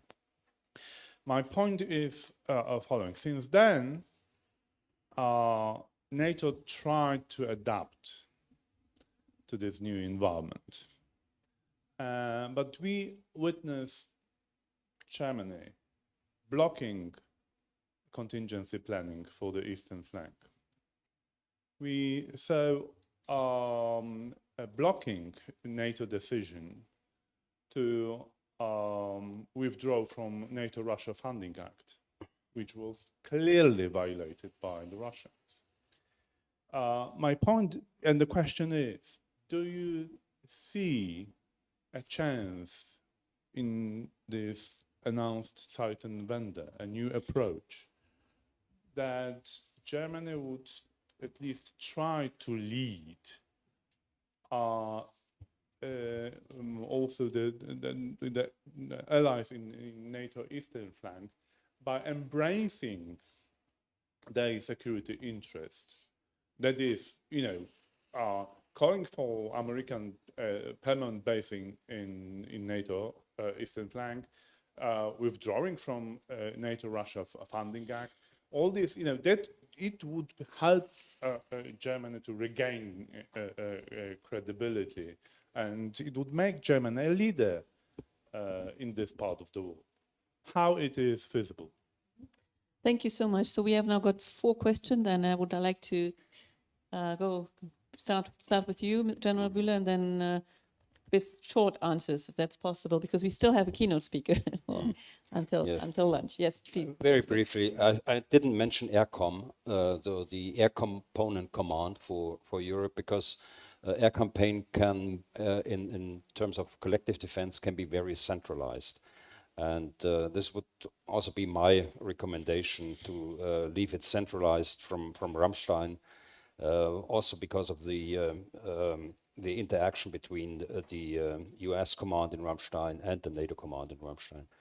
The second point is for smaller operations within crisis management. We always talk about collective defense right now, and it was rightly mentioned of both of you actually that the 360 degrees circle is still valid, and for such an operation, a so-called joint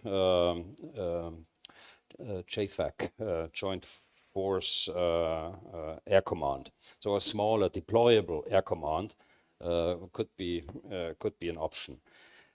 Secondly, your question on French and German cooperation. I just before Ben answers the question, I just would like to mention Germany has an annual budget of 50 billion euros right now. We have to increase this budget, this annual budget. Otherwise, the Zeitenwende in terms of the Bundeswehr, or with regard to the Bundeswehr, will not be sustainable. That's for sure. But I have to mention that in nominal terms, Germany is spending more than Great Britain, you know it, of course, and France. Not together, but has a bigger defense budget. You have to look in the details of the defense budget to recognize that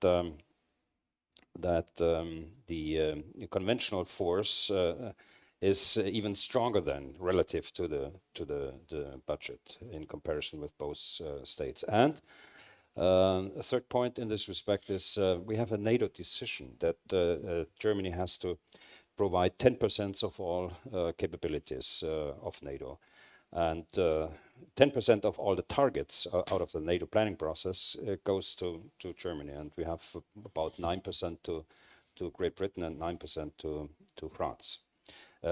Second point, if I may, just to Sławomir, I mean, thanks for the question. I just didn't understand how Germany blocked the NATO deployments to the eastern border. As I see it, it was the initiative of Chancellor Scholz actually to deploy a brigade to Lithuania, not on a permanent basis, of course, but others have to follow now. And we have soldiers in Romania. We have them in Slovakia. So I didn't really understand the point of deployment to answer your question. That's from my side. Very shortly to Anna's question about strategic culture, whether it was same or is not same. Just now it seems to as if Finland and Sweden actually had the same strategic culture. At least they would always give exactly the same answers to all questions. Both say 360 degrees, both say hand in hand, and so on. So you wouldn't find a difference for the moment. But in the past, certainly not. In the future, perhaps, if strategic culture is something that changes, then we might indeed get to a point of joint or shared strategic culture. Yeah, if I can just add to that, the short answer would be we haven't had the same strategic culture, but maybe also coming in the future, who knows? Because I would say after the end of the Cold War, I mean, Finland had this NATO option, but in Sweden, the NATO discussion was more of a taboo. So Finland was more mentally prepared for that, I would say. But maybe that will change if you characterize Finland as more small state realism. Sweden has had that before as well and might come to that in the future. I think in Sweden the ideological support for non-alignment was deeper maybe than in Finland, so it was more difficult to change. I think one interesting aspect for the future is that Finland has always been a little bit careful of foreign deployments in Finland and this show of force deployments just to keep the border with Russia calm. And how will that change in the future? Sweden has not been as cautious about that, at least not since the end of the Cold War. So that will be an interesting point to look at in the future, how the Nordic cooperation in that sense can develop. Answering these questions from Anna and Sławomir comes together, actually. Anna, you put your finger on it and said the forward-leaning political aspect of the Zeitenwende, and I would say not is, but would be a challenge to France were it to actually exist in meaningful terms. This is the part that I think is possibly missing. Actually, what looks like a giant leap in Berlin doesn't actually look so big when viewed from some other places. And I think what we find ourselves is in something of another interregnum, actually, of leadership in the European Union here. France has a vision that appeals mainly to France. Poland has a vision that appeals mainly to Poland. Germany doesn't have a compelling vision or forward-looking vision to offer. They're worried about the others, though, without having their own. Where is the battle of ideas being won? It's being won in Tallinn, in Prague, in Vilnius and in Riga. This is where actually the visionary ideas leadership is coming from, but there are concerns among many others that these states have neither the population nor economic weight to make it count, which points also to something about how and who we consider to be possible leaders and who's credible in that regard. But this then speaks back to Andrew's point as well. This is the new idealism, and this is an idea that I develop in the book that's actually come out this week, which is called To Ukraine with Love, Essays on Russia's War and Europe's Future. And that's where I try and actually put a point on this of saying that is where the leadership is coming from. This is what it might look like. These are the leaders driving it. Why do these leaders consider values and interests to be much more aligned in the way that I spoke about before? And it raises the question of whether the EU can actually cope with polycentric leadership. Can it break out of the old model of we need a Franco-German motor? An Italian scholar said to me last week, without the Franco-German motor, there's no EU. I said, go and say that in Prague. You're mad. This isn't happening. That's a very outdated way of looking at the European Union. And so it's these kind of questions I think we need to be asking ourselves, and we need to be able to take ideas from unusual sources. It's rare that Europeans do grand strategy anyway. The fact it's coming from smaller states in Europe actually points to our competitive advantage, which looks at the ordering principle behind all this, and how we all actually need to be thinking a bit more like smaller states. And that includes the US, Andrew, too. Yeah, thank you. Yeah, we all agree. Thank you very much. Thank you. I would like to thank the panelists for really excellent discussion. And of course, we will have to continue. We want to continue the discussion on these point. That's not over yet. It was just a start. Thank you so much. And I would now like to give the floor to Anna to introduce our next and last keynote speaker, Gabriele, for this day.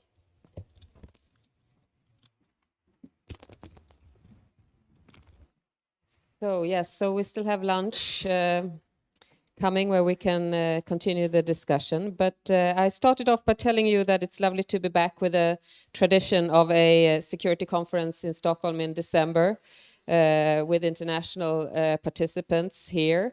But I'm also delighted to maintain another tradition with these conferences, and that is to give the floor to Carl Bildt for the concluding remarks. Carl Bildt hardly needs a presentation, but I'll do it anyway in a brief way. He has served as both Prime Minister and Foreign Minister of Sweden. Nowadays, he's co-chair of the European Council on Foreign Relations. And in 2021, he was appointed WHO Special Envoy for Access to COVID-19 Tools, ACT Accelerator. And I think it's also worthwhile remembering that in the 1990s, Carl Bildt played a leading role to promote peace in the Balkans. He served as EU Special Envoy to the former Yugoslavia, as High Representative for Bosnia and Herzegovina, UN Special Envoy to the Balkans, and co-chair of the Dayton Peace Conference. And he's also the author of several books, very productive, and the latest one published just a couple of weeks ago, and in Swedish, entitled Mina krig, politik och diplomati i fredens tjänst. My Wars, Politics and Diplomacy in the Service of Peace. It's recommended reading. So please, Carl, the floor is yours.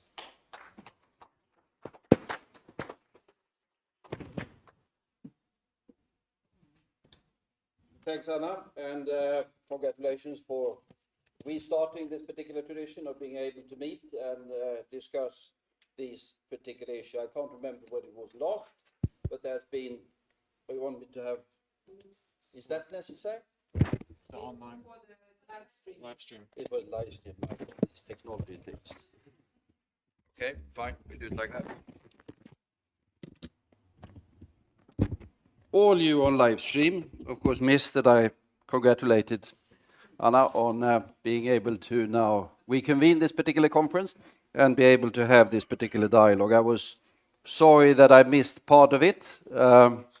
Times are hectic. I was in Warsaw yesterday, I was going to Washington tomorrow, and that's some things to be done in Stockholm as well when one is passing by, or whatever it should have been. But fairly obvious, it's a very different world and a very different Europe that we are confronting now from what we had 1 year ago. And let me just have 3 figures to indicate the magnitude of the change. The first, we have 20,000 more US troops in Europe now than a year ago. 20,000 is not an immaterial figure. Second, there has been delivered to Ukraine 35,000, or to be precise, slightly more than 35,000 Swedish manufactured anti-tank weapons during the past year. And during the past year, we've had roughly 15 million people displaced or forced to flee. It is the biggest refugee IDP challenge that the world has changed overall in quite a number of decades. Who would have thought this a year ago? And I would argue that we're only starting to digest the different consequences of the Russian aggression against Ukraine, how that will reshape the coming, not years, but indeed decades of our Europe. No one knows how and when this conflict will end. After 10 months of war, the only thing we can say with some certainty is that it's extremely unlikely that President Putin will achieve any of the aims that he either directly or indirectly set out when he launched his invasion of Ukraine on February the 24th. But whether we will be able thereafter to bring stability, prosperity and security to Ukraine, isn't, to put it mildly, isn't automatically assured. And that, I argue, is absolutely critical. The stability of Ukraine is a precondition for the stability of all of Europe, for the very simple fact that a distraught, and a disoriented Ukraine would be a source of constant conflict and instability affecting Europe as a whole. At the moment, a lot of the attention is about winning the war, however that is defined. And there are different ways, of course, of defining that. That is what is in focus for much of the efforts, primarily, of course, of Ukraine, but also for the support efforts of us, the Americans, and others around the world. That's not going to be easy. Worse is, in my opinion, highly likely to lie ahead of us. But what is really important in the longer-term perspective is, of course, winning the peace. And that is likely to be even more difficult than winning the war, however you define these two concepts. Here we are not talking about months, not talking about years. Here we are clearly talking about decades. Peace between the Russia that emerges out of this particular war and the Ukraine that remains after this war. This war will, or conflict will, in the one form or the other, go on as long as Vladimir Putin is secure on the reins of power in Russia. He has tied his entire future to this particular conflict. He has repeatedly in public described it as a life and death struggle for Russia, he says, but most certainly for himself. He can possibly pause, he can certainly recalibrate, he can maneuver, he can negotiate, but he can never give up fundamentally what he has already started. What comes after Putin at some point in time, no one knows. But for me, it's fairly obvious that this is Putin's war. I doubt that anyone else in Russia would have started it. And I doubt that a future leader would be either willing or indeed able to sustain a long-term conflict with Russia. But we could well be faced, at least for a while, with an even more oppressive and retrograde Russia. Or with a Russia that, after significant change, is heading for a more fundamental change in its orientation, perhaps at some point in time in the future, even moving towards constitutional or representative rule. I was reminded in the discussions previously when there was discussed the difference in culture between Sweden and Finland. I was reminded of conversations I had in Finland in the early 1990s with then President Koivisto. And we Swedes were fairly enthusiastic about changes in Russia and primarily wanted to support the three Baltic states and their independence. And I remember talking to Koivisto, who was a man with deep experience, both military and political, of Russia.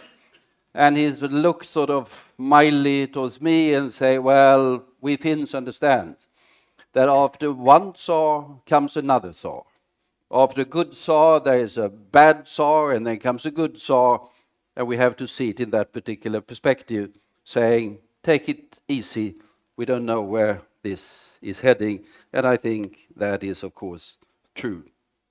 We are facing an uncertain future in the East for quite some time to come. And we should be aware of course, that there are very substantial uncertainties when it comes to the future of Ukraine as well. To give Ukraine the possibility of peace involves three fairly huge and interrelated efforts in the years ahead: reconstruction, reform, and reassurance. The first two processes, reconstruction and reform, should be merged together with a rapid integration with the European Union, aiming at some point in time at full membership. It should be seen and it should be treated also operationally as one process. It's a vast undertaking, not only in financial terms, that's huge, but also in terms of the political changes that this would be needed both in Ukraine and indeed in the European Union itself. And the third process, reassurance, should be integrated with the security that NATO, the one way or the other, will have to help Ukraine to achieve. There's no alternative to that. And that's another vast undertaking, stretching years into the future.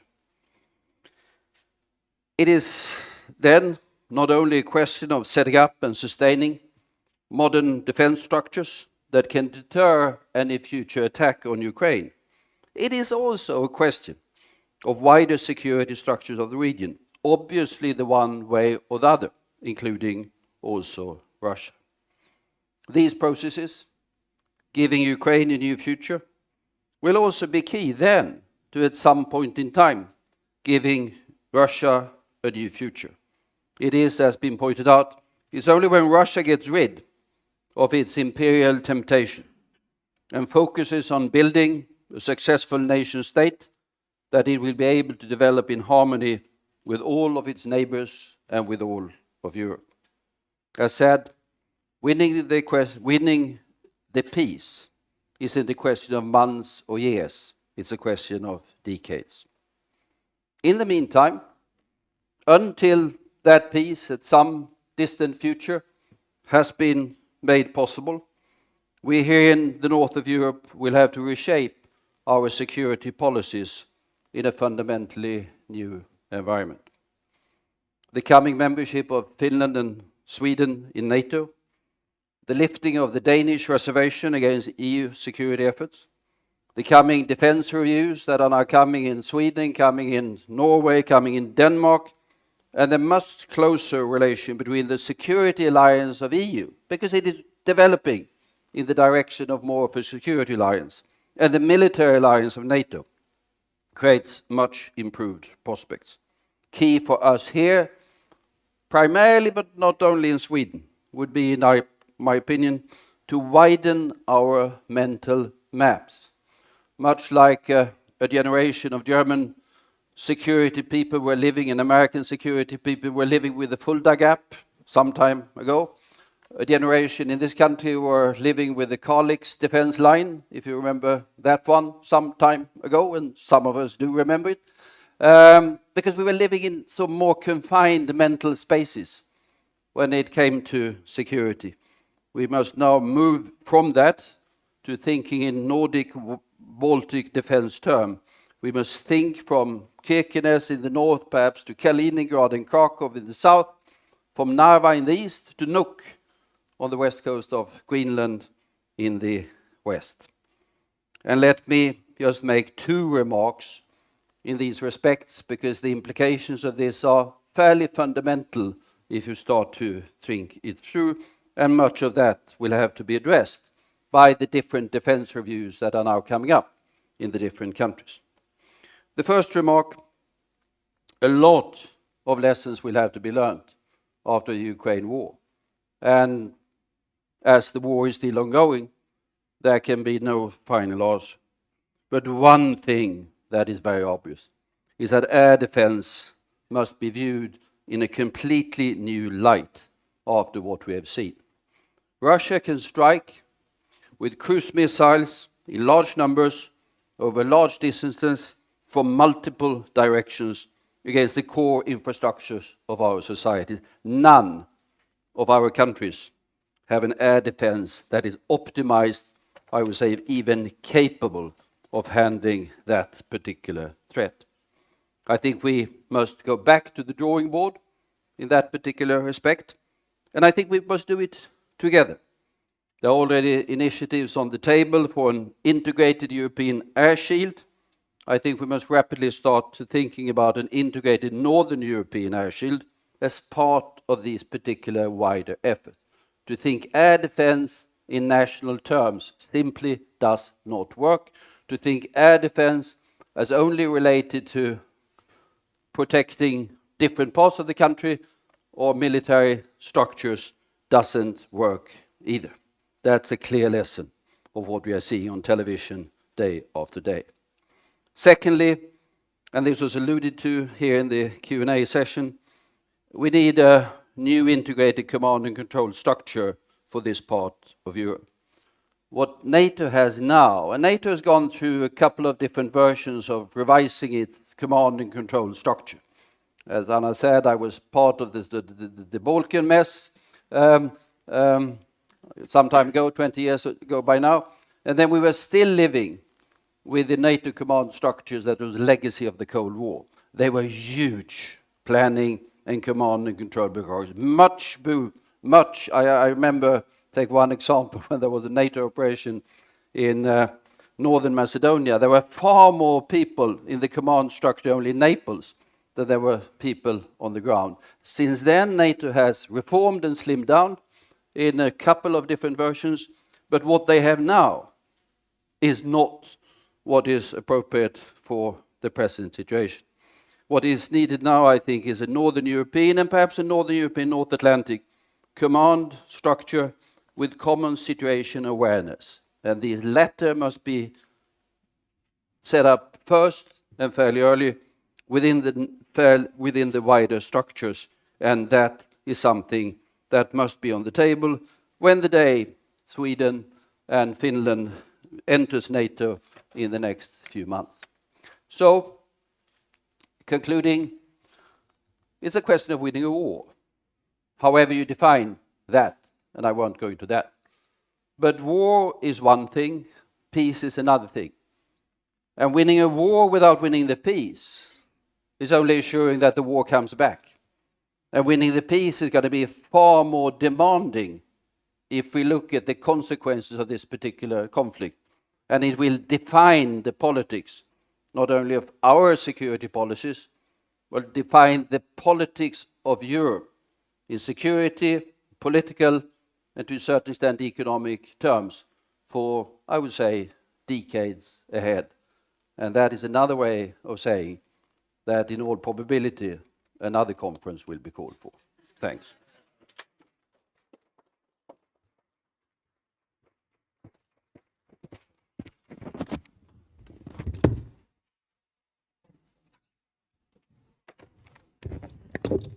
So, thank you so much for that, Carl. And I think we all agree that both the probability and the likelihood of another conference, put it in your calendar, mark off these days in December.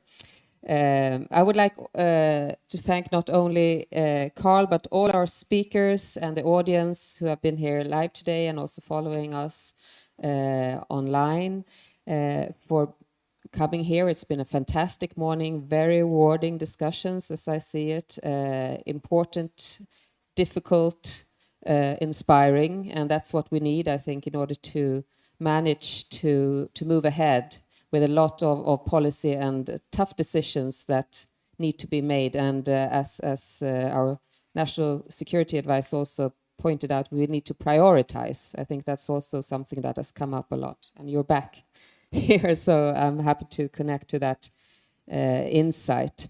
I want to also thank the Konrad-Adenauer-Stiftung, Gabriele, Charlotte, and her team for excellent collaboration and for your support of this conference. My own team, Eric, Jesper, and our support in Washington, D.C., also important to make this happen.